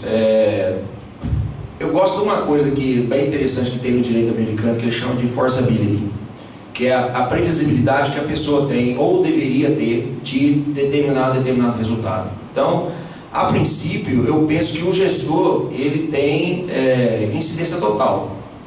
Agora, cada caso deve ser analisado de acordo com exatamente essa questão da previsibilidade. Se ele agiu com culpa, com dolo, né, ou se isso era possível exigir dele, dentro dessa previsibilidade ou não, dentro de uma pessoa normal.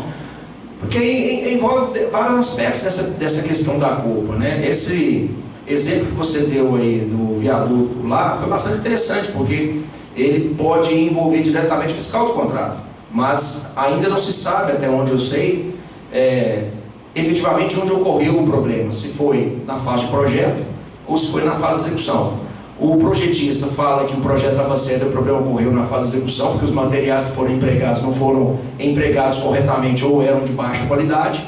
E o executor da obra, ele disse que o problema era do projeto, porque ele foi executado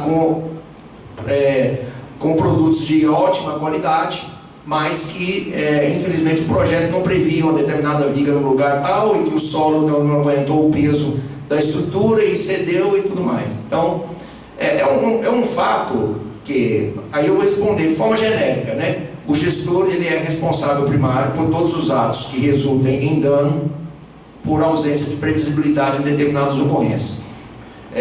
Isso, obviamente, em coparticipação com outros servidores públicos que tenham atuado no processo e não tenham, de alguma forma, trabalhado para minimizar o dano. Um exemplo bem claro disso é o que o TCU tem apontado, por exemplo, determinadas ocorrências como pregoeiro. Ele tem determinado a responsabilização do pregoeiro, inclusive na questão de levantamento de valores de mercado.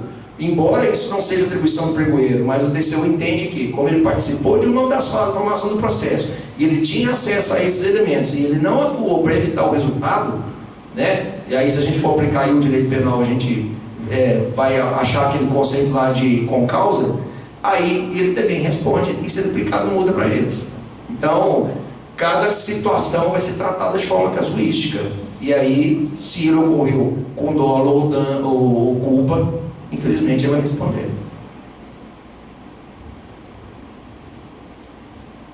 Eu não sei se eu concordo integralmente, então eu devo estar errada. Mas eu vou colocar a minha opinião aqui. O artigo 28 da LINDB, da Lei de Introdução às Normas de Direito Brasileiro, fala que o agente só é responsável pelas suas decisões, ou por seu... como é que ele fala? Artigo 28, deixa eu pegar aqui. Pessoalmente, por suas decisões ou opiniões técnicas, em caso de dolo ou erro grosseiro. Quem coloca a responsabilização do agente por culpa é o TCU, de forma ilegal. É ilegal a responsabilização por culpa. Por quê? Porque a LINDB diz que você só responde por dolo ou erro grosseiro. Então, nesse caso, eu diria que o gestor vai responder se houver dolo ou erro grosseiro. E aqui, bem ou mal, o erro grosseiro é maior do que uma mera negligência, etc. e tal, ele vai além. Então, eu diria que assim, todas essas... Por exemplo, esse caso do TCU que eu citei para vocês, que ele tinha que fiscalizar, o fiscal tinha 4.000 postos de trabalho para fiscalizar para um único fiscal, falaram que a responsabilidade era da fiscalização. Aí o próprio TCU falou, não, ele não pode responder, sendo humanamente impossível você fiscalizar esse número de postos de trabalho.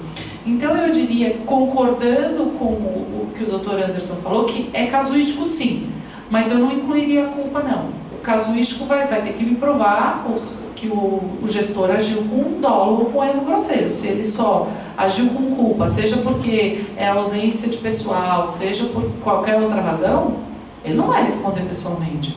Assim, eu acho que a pessoa jurídica de direito público ou de direito privado, prestadora de serviço público, é quem responde pelos danos que seus agentes causarem a terceiro de forma objetiva, artigo 37, parágrafo 6º da Constituição, não a gente.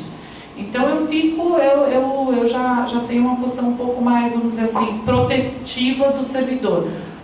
Não sei, eu também fiz parte da iniciativa privada e também tive um choque de realidade quando eu entrei para o serviço público. Mas eu diria que assim, muito eu vejo assim, o servidor, ele, pelo menos as pessoas que eu trabalho, são extremamente competentes, querem muito só trabalhar e trabalham muito bem, mas o poder público, o serviço público no geral, não dá nenhum instrumento adequado de trabalho.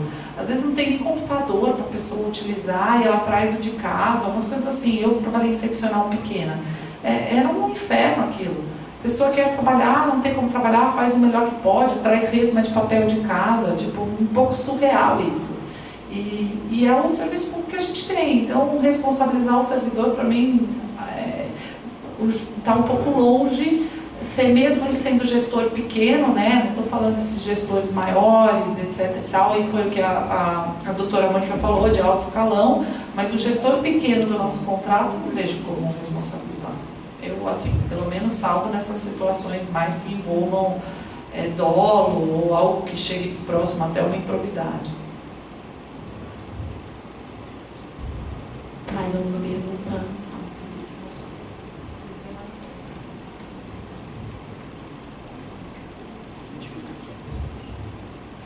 Boa tarde, meu nome é Heller e eu tenho uma dúvida até mesmo prática. Eu tenho visto aumentando a frequência do tipo de contratação de comodato. Aí eu queria saber a opinião de vocês, que eu tenho visto o seguinte, em relação a equipamentos eletrônicos principalmente, que se tornam obsoletos de forma muito rápida, em relação a contratar via comodato, e a empresa ficar responsável pela manutenção desse equipamento. Ao invés, por exemplo, tem um ar-condicionado, ele fica obsoleto, a empresa, aí a instituição acaba se perdendo. Via comodato, você tem o ar-condicionado e a empresa, por exemplo, que cedeu via comodato, fica responsável pela manutenção desse equipamento e, eventualmente, a substituição e a manutenção dele funcionando, como via de driblar o prejuízo por se tornar obsoletos. Aí eu queria saber a opinião, porque sempre fica aquela dúvida quanto aos órgãos de controle, quanto à legalidade. É isso. Olha, nunca peguei. O que eu peguei foi um comodato de um equipamento de telefonia, mas o equipamento era do gabinete do ministro em São Paulo, cedido pela Petrobras. Então era uma relação muito, entre aspas, bem entre aspas, união com união. Petrobras, digamos assim, União Empresa Pública Federal, Sociedade de Economia Mista, desculpa, Federal e o Ministério da Fazenda. Eu nunca peguei uma situação assim, então eu não sei dizer, talvez o doutor Anderson tenha feito. Nós temos alguns casos desses. Não vejo problema em si, não. A questão principal que toca para o gestor é que, como existem várias opções disponíveis no mercado que têm que ser analisadas, compra, aluguel, comodato, o gestor ele tem que fazer uma análise dentro das opções que existem para apontar qual de fato, financeiramente falando, e aí no melhor interesse da administração, qual que é mais viável. Ele tem que demonstrar que o comodato é mais interessante, porque na verdade você pode achar que exercer o comodato pode ser mais interessante do ponto de vista financeiro, mas todo o custo que a empresa tiver, ele vai só repassar para a União, né? Ele vai só repassar para o ente público. Não pense que isso simplesmente ele vai te emprestar o equipamento e não vai te cobrar pelo custo dele. Você vai estar pagando do mesmo jeito. Então, existem fatores que têm que ser analisados com relação à aquisição, aluguel e comodato? Tem. Então, todos eles têm que ser postos no papel, planilhado, analisado e demonstrado de forma objetiva por que aquela opção é a melhor. Tá? Nós temos vários casos aqui, por exemplo, como nós temos várias organizações militares que eles fazem análise clínica, então é comum até eles efetuarem a compra dos insumos para análise clínica e obter o equipamento para poder fazer a análise como comodato. Então isso é relativamente comum. Não há problema, só tem que demonstrar, como eu disse antes, né, dentro daquele princípio. O gestor público, toda vez que tem uma ou mais opções, todas elas válidas, de forma a executar o ato administrativo, ele tem que demonstrar objetivamente por que ele escolheu uma em detrimento das demais. Se ele fizer isso, não tem problema.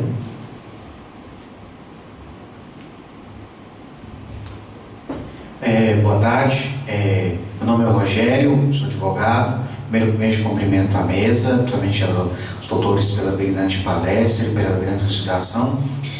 E a minha pergunta vai na seara, mais ou menos, o que vocês perguntaram, mostrando a realidade da terceirização, como ela está afetando a administração como um todo. E se você olhar na área jurídica, principalmente quem atua na área trabalhista, principalmente se for do TRT, quase, grande maioria, se não for quase toda a unanimidade, vamos falar péssimo da terceirização.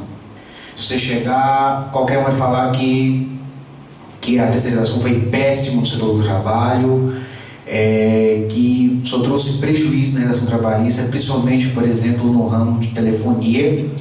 Depois pergunto por que o Brasil tem um dos piores serviços de telefonia no mundo. Enfim, com esse cenário eu pergunto aos doutores o seguinte, na verdade são mais de uma pergunta. A primeira é o seguinte, se esse cenário de terceirização na esfera trabalhista, e pelo jeito vai ampliar, pode ampliar o número de fraudes no setor, onde, por exemplo, uma empresa que é contratada para oferecer serviço terceirizado e terceiriza uma terceira empresa para poder vir assim, vai dizendo dinheiro, enfim. E outra pergunta é o seguinte, se a terceirização poderá ser uma forma da administração pública, de uma certa forma, burlar o sistema e assim usar a terceirização para preencher postos que deveriam ser preenchidos por concurso público?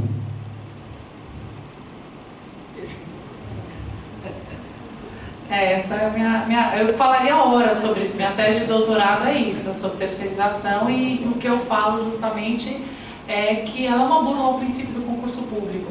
Porque o artigo 37, inciso 1 e 2, ele fala que para aquisição de pessoal, a administração para cargo ou emprego vai usar o concurso de provas ou provas e títulos. Então, o que ele vem e fala assim, olha, terceiro excluído, né? Ou é cargo, ou é emprego, ou acabou. Ou é cargo em comissão, mas isso aí é um outro regime, não é terceirização. Ele não fala para atividades meio, você pode terceirizar. Para atividades fins, faça concurso. Ou não fala, para atividades de nível médio e nível básico, você vai fazer, ou atividades materiais, você vai terceirizar. E para atividades de nível superior, você vai fazer concurso. Não está escrito isso na Constituição. A Constituição não abre a possibilidade de terceirização. Em nenhum artigo da Constituição aparece a possibilidade de terceirização para fins de aquisição de pessoal. Isso não existe. Instrumentalização de pessoal na administração pública tem uma palavra, que chama concurso público. Não existe essa opção, essa faculdade. Ou eu realizo o concurso ou eu terceirizo. Isso não existe. E por que ele pode na iniciativa privada? Porque o que a iniciativa privada obedece é a legalidade do artigo 5º, inciso 2 da Constituição, que fala: ninguém será obrigado a fazer ou deixar de fazer alguma coisa se não é virtude de lei. Então, para a administração, é diferente. A administração é a legalidade estrita, ela só pode fazer se tiver lei. O particular, não. Como não tem nada que impeça a terceirização, então ele pode terceirizar. E agora ele pode quarteirizar, quinterizar, ele pode realmente não ter um único funcionário na empresa e só fazer atividades, vamos dizer assim, de contratação de mão de obra mesmo, né? Contratação indireta de mão de obra via empresa. Então isso pode para o particular. E eu não vou entrar nessa esfera se no particular é bom ou ruim, a gente já sabe que é ruim. Mas a gente não vai falar disso. O problema é a administração pública. Eu tenho um problema aqui, jurídico. A questão é constitucional. Eu posso terceirizar? Não está escrito que eu posso. Tem um artigo que eles usam como argumento da terceirização, que é o artigo 37, inciso 21 da Constituição, que fala: as obras, serviços, compras ou alienações serão contratadas mediante processo de licitação pública, assegurados lá o equilíbrio econômico-financeiro do contrato. Artigo 37, inciso 21. Então fala: as obras, compras, alienações, serviços. E aí fala: ó, serviço pode ser terceirizado. Tá, pode, mas qual o tipo de serviço pode ser terceirizado? Não pode ser qualquer serviço, porque senão eu mato o artigo 37.2. Fala: ó, serviço de qualquer coisa, médico, engenheiro, contabilista, policial, pode ser terceirizado. Porque veja, se existe um dispositivo que cria justamente um sistema cuja competitividade ela demonstra a isonomia total, que é o concurso público, e as pessoas fora da administração, você vai em qualquer lugar que você vai dar, mas o servidor público só tem regalia, só tem privilégio. Eu falo: gente, mas você é tão bom assim que nem vocês acham? Presta concurso, você não depende de ninguém, é só prestar e passar. Você não depende de um auxílio, de alguém que te coloque, nada disso. Você só depende de você mesmo. Se é tão bom quanto você imagina, presta concurso e passa. Porque é a forma mais isonômica e democrática de ingresso, é o concurso público. Só que o que acontece? Veio o tal do Instituto da Terceirização, que não é democrático. Porque a empresa, ela muito bem fala assim: olha, eu até posso te contratar, mas aí você põe o nepotismo via terceirização. O nepotismo cruzado aí. Você pega e fala assim: ó, tudo bem, a empresa tal, como eles não têm nenhum único funcionário, eu quero que você contrate fulano, beltrano, que é mulher do desembargador, que é filho de não sei o que, tudo via terceirização. Se faz hoje. O que antes se fazia via cargo em comissão, hoje se faz via terceirização.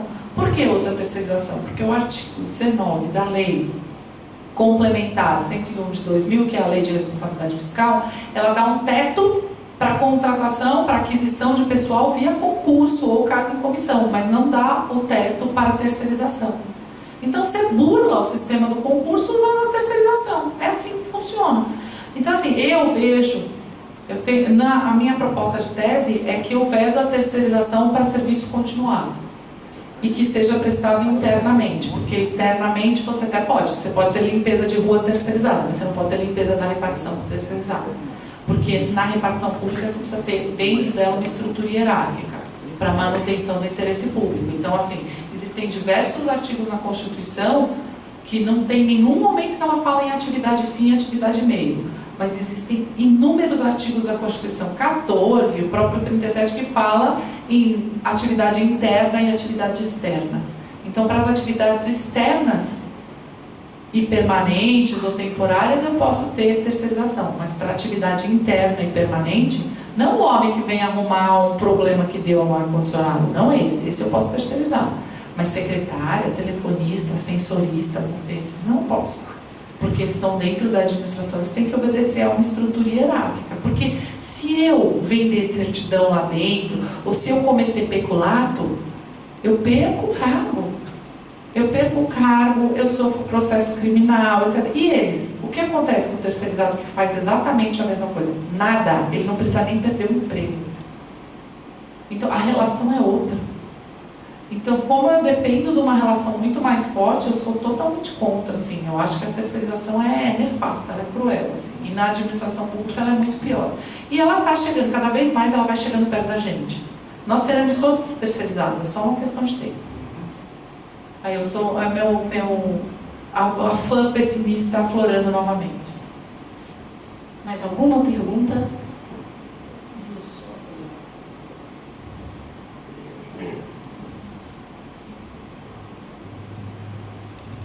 Me perdoem. Primeiro, parabenizar os doutores da mesa. Eu só queria voltar à questão do viaduto. Eu moro próximo e eu conheço lá desde a minha adolescência.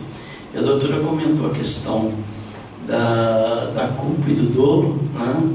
E eu sempre eu faço uma crítica bem sarcástica, né, a respeito do viaduto.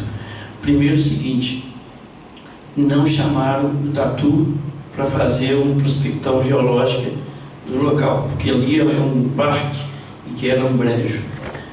O João Garrancho, para quem conhece, que passarinho que faz aquele ninho grande, é um senhor projetista. Você não consegue desmanchar aquele ninho, né? E contratar um engenheiro de cana-de-açúcar para projetar. Quando, na verdade, aí eu vejo na questão da contratação, ou de um serviço, ou né, o tempo de referência, ou de tal, lá se poderia fazer a 1/3 do curso do que foi feito, né, poderia se fazer uma trincheira. Tanto é que não fez falta nenhuma. Caiu, resolveu, né, estava do mesmo jeito. Então, baseado nessa questão de você ter uma outra opção, que não fazer o viaduto e fazer uma trincheira, que era muito mais prática, com 1/3, me parece, do valor. Né? Era só para...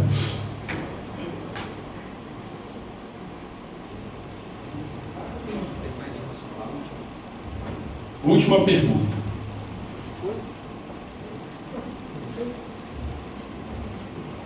Boa tarde, muito obrigada pelas palavras aí.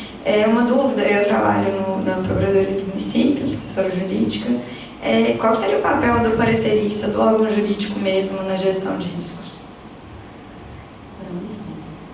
Só uma questão, porque no município, pelo menos, eu vejo que acontece muitas vezes, às vezes um servidor multitarefas, ele pega o processo desde a primeira página até chegar para a gente dar um parecer. Às vezes a mesma pessoa fez a pesquisa de preço, fez o termo de referência, fez a minuta de edital, a minuta de contrato, absolutamente tudo dentro daquele processo.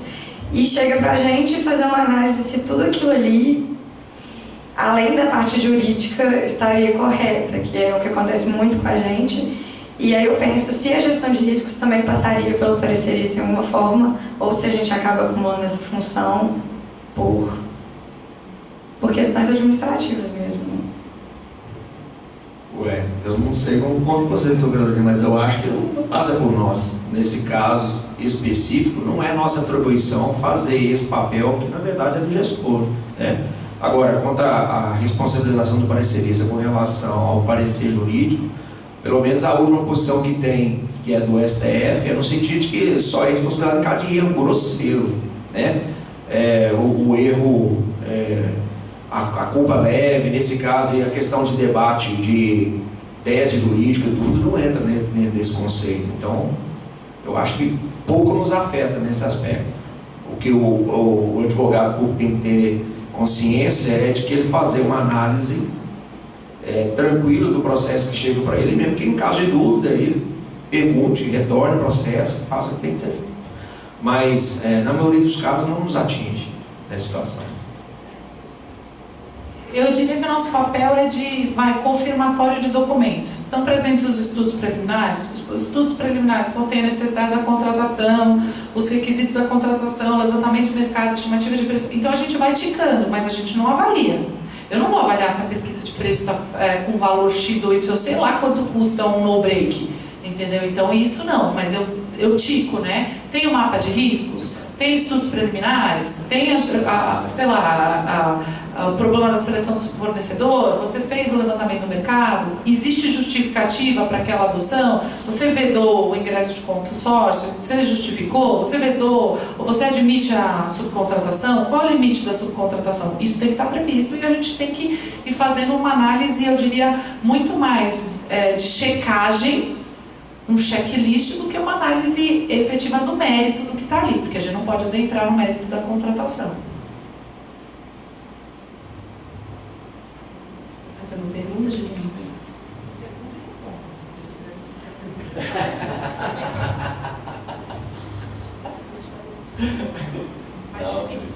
Não, é um bate-papo, né? Aproveitar a oportunidade, né? Todo dia que a gente tem os palestrantes como esse, primeiro parabenizar pela palestra, né? Achei bastante legal, foi uma aula de gestão de risco. Eu tenho certeza que todo mundo aprendeu muito aqui com as duas palestras. E na verdade eu quero problematizar a respeito de uma dificuldade que a gente tem, né, com a doutrina. Vocês falaram muito na aplicação dos instrumentos gerenciais, de planejamento e gestão de risco, né? Doutor Anderson citou até a questão do PMBOK, PMI, né? Que são instrumentos gerenciais bastante difundidos na iniciativa privada e, de certa forma, até reconhecidos, né, em alguns instrumentos legais. O problema é que parte da doutrina administrativista fala que isso não é parte do direito, né? A professora Maria Silva Zanelli de Pedro fala expressamente no livro dela, fala, planejamento, execução e controle não é jurídico, não é objeto do direito administrativo. E isso para mim é um obstáculo muito grande, tanto que trabalhei com isso tanto no mestrado e doutorado, a questão do planejamento, o direito de planejamento e a questão do modelo de gestão de resultados da Constituição. Esse foi o meu objetivo, porque acho que a gente precisa de uma teoria que acompanhe também esses instrumentos gerenciais. Então, na verdade, eu queria, né, vocês têm muita experiência prática, né, aproveitar a oportunidade também que a gente está na escola da EGU, um lugar que a gente precisa produzir conhecimento, na minha opinião, não só fazer curso, mas sim produzir conhecimento. O que vocês veem como um cenário, assim, se no dia a dia a doutrina tem ajudado a evoluir nesse sentido e como que ela pode ajudar, né, e a própria AGU pode produzir mais textos nesse sentido de colaborar, porque eu acho que existe uma lacuna muito grande que a gente precisa preencher e a partir de depoimentos como foram os de vocês, eu acho que a gente precisa consolidar e continuar conversando e continuar produzindo conhecimento para suprir essa lacuna que, no meu ponto de vista, existe na doutrina administrativista brasileira. O que vocês acham dessa discussão? Só me deu uma vontade de falar, assim. Não, porque depois você acabou de perguntar, assim, será que porque a gente precisa mesmo, né? Ou será que não é, assim, esse nosso cacuete de sempre importar coisas, entendeu? Assim, se realmente dentro do nosso direito interno a gente já não conseguiria fazer.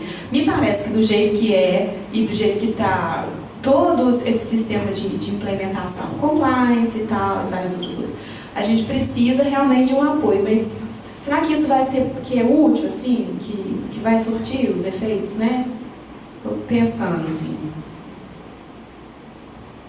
Bom, vamos lá. No início eu tinha dito que, na verdade, essa era uma política da gestão que nasceu nas cadeiras, né, das faculdades, das universidades de administração e que acabou botando como foco a administração pública. Se não me engano, esse é só uma matéria que afeta a teoria geral da administração, salvo engano.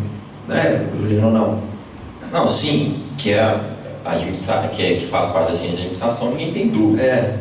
O problema, na minha opinião, é que a Constituição, para mim, é bastante clara. O instituto com maior capilaridade que existe na Constituição é o planejamento. Planejar, executar, programar, você vai ler lá 16% do texto constitucional falando planejamento. Se está na Constituição, em tese é um objeto jurídico, né? Está lá como um dever, um direito do cidadão, um dever do gestor público, né? Então, quando você, por exemplo, exige uma licitação que ele faça um planejamento da gestão de riscos, no mínimo, tem que ser coerente no sentido de entender que existe uma obrigação legal, constitucional, de planejar. Um princípio do planejamento, um direito, um dever de planejar. O problema é que a nossa doutrina administrativista, em regra, não nos dá esse subsídio como, né, advogados públicos, nós não temos esse subsídio. Por quê? Porque existe ainda, predominantemente nos manuais, uma visão de que planejamento, por exemplo, não seria. Como os outros instrumentos, gestão de risco, ninguém debate, né? E aí, justamente no que a Daniela falou, a gente precisa produzir conhecimento, né? A AGU precisa, porque isso aqui é a nossa realidade, né? E aí a importância da gente ter essa discussão. Porque a gente, infelizmente, os manuais de direito administrativo não nos apoiam nesse tipo de coisa. É muito fácil disso falar, mas isso aqui não é obrigatório, isso aqui não é jurídico, isso aqui não tem um dever, um direito. E eu tenho posições extremamente, né, de pessoas extremamente renomadas nesse sentido. Então, o que eu estou conclamando aqui é justamente isso, entender que esses instrumentos gerenciais que são utilizados no dia a dia de administração pública precisam ser considerados deveres e direitos. Gerencialmente, ninguém discute isso. Na parte de gestão, ninguém questiona isso. Isso é pacífico, né? Agora, o problema é que a lógica da administração pública é diferente. É a lógica da legalidade. Então, dentro da lógica da legalidade, a gente precisa ter uma construção teórica coerente nesse sentido, com essas demandas de gestão de resultado, de planejamento, etc. E tal. E aí, na minha opinião, existe essa lacuna que precisa ser suprida. Então, não estou querendo constranger ninguém, nada. Eu quero saber exatamente se você tem conhecimento de alguma doutrina administrativista que tem essa supressão, se é uma dificuldade que vocês enfrentam no dia a dia, e se realmente a gente, não, em vez de importar doutrinas, porque também não existe no mundo inteiro nenhuma doutrina nesse sentido, né? Viver a vida dos outros não vai resolver o problema nosso, a gente tem que viver a nossa própria vida, a gente tem que realmente produzir conhecimento nesse sentido. E aí eu acho que a felicidade num seminário como esse, a gente poder trocar essas ideias, é reconhecer essa necessidade, se for o caso, se vocês concordarem com o que eu estou falando, reconhecer a necessidade que a gente tem uma lacuna, que a gente precisa produzir conhecimento nesse sentido, para dar esse enfoque jurídico desses instrumentos gerenciais que estão previstos amplamente na legislação, né? Ontem eu demonstrei lá na Constituição, fala em planejamento, toda a legislação fala planejamento, execução, controle, o ciclo da política pública está expressamente previsto na Constituição. Então é esse diálogo que a gente precisa ter. Foi nesse sentido a minha pergunta. Não, então eu vou dar minha opinião. Eu concordo plenamente com você. Isso não é afeto ao direito administrativo. Também concordo com esse ponto de vista. Acho que há uma iniciativa agora de normatizar. Acho que isso é apenas o primeiro passo que vai se alongar e que deve culminar numa normatização mais rígida, penso eu. Acho que é uma parte que vai ser incorporada de forma definitiva, né? Nós vamos ver agora os próximos passos que vão acontecer. Lembro que, até interessante, quando eu ingressei na AGU, o foco principal era o controle de qualidade, né? Existiam comissões de controle de qualidade e tudo mais, que não foram adiante. Não foram. Talvez esse primeiro passo agora ele seja muito mais forte, porque ele tem o foco dele é o resultado, efetivamente, e está na moda, né? Agora, penso eu que veio para ficar e vai ser normatizado, de forma que se vai vir para um novo projeto, se não vai vir, já estão nas duas instruções normativas.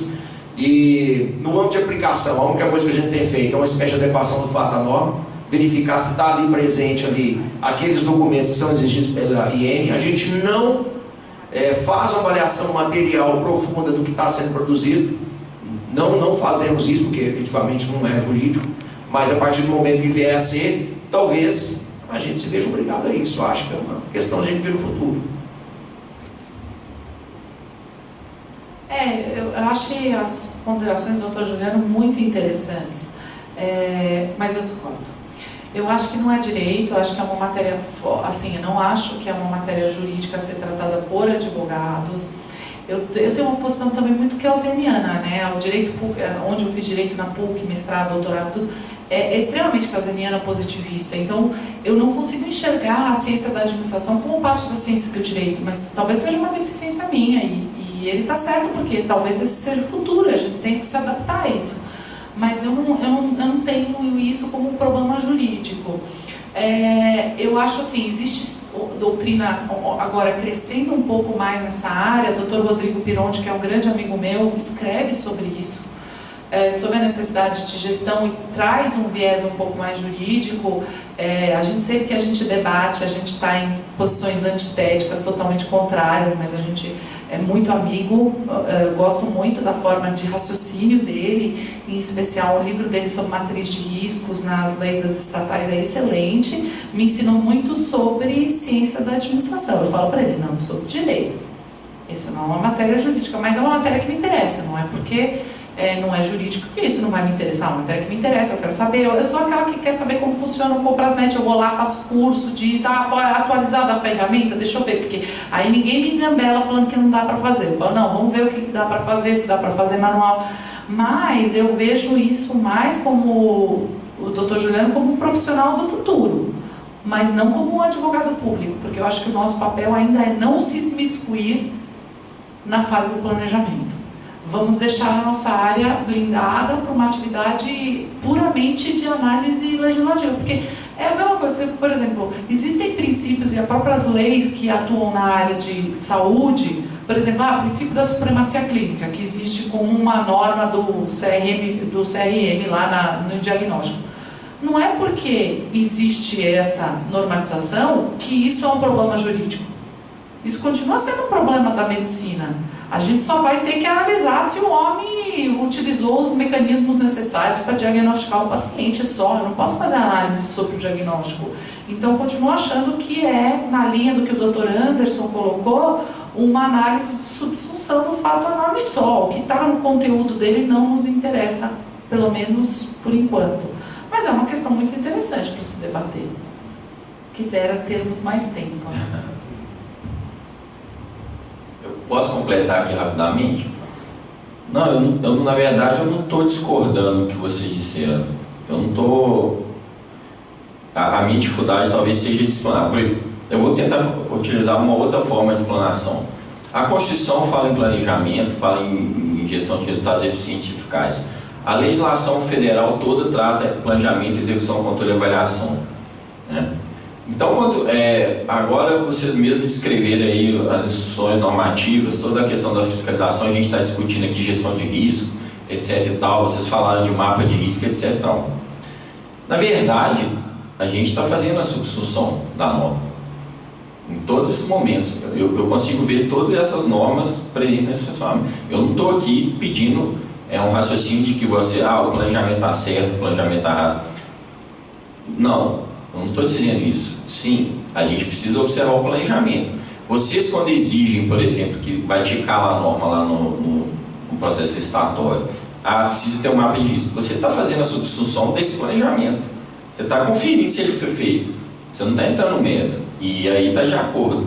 Só que o problema é que seu raciocínio, aí é a minha pergunta, quando você fala, não, teria que ter um planejamento aqui, subsunção da norma. Porque existe uma instrução normativa. Em muitos casos, você não vai ter você citou um exemplo de uma compra aí, foi uma compra ou foi um comodato? Vão existir situações, certamente vão existir situações que não estarão na instrução normativa. E você vai ter que se resguardar de um planejamento, qualquer que seja ele, que vocês pregaram aqui o tempo todo na palestra de vocês, por meio da gestão de risco, que é um instrumento de planejamento, no final das contas, que você está tentando vislumbrar os possíveis problemas da conformidade daquilo ali. Então vocês concordam com esse raciocínio, só que essa fundamentação sua na exigência desse planejamento não vai estar na norma e também não vai estar na doutrina que existe hoje, né? E vai estar na Constituição, por exemplo, que está lá amplamente o planejamento, está lá no artigo 74.1.2, lá o modelo de gestão de resultados, que exige sim esse tipo de instrumento, e você, na hora de esticar, você vai ter que fundamentar isso aí de alguma forma. E aí está essa incongruência, porque a doutrina não está ajudando, né? A gente não tem doutrina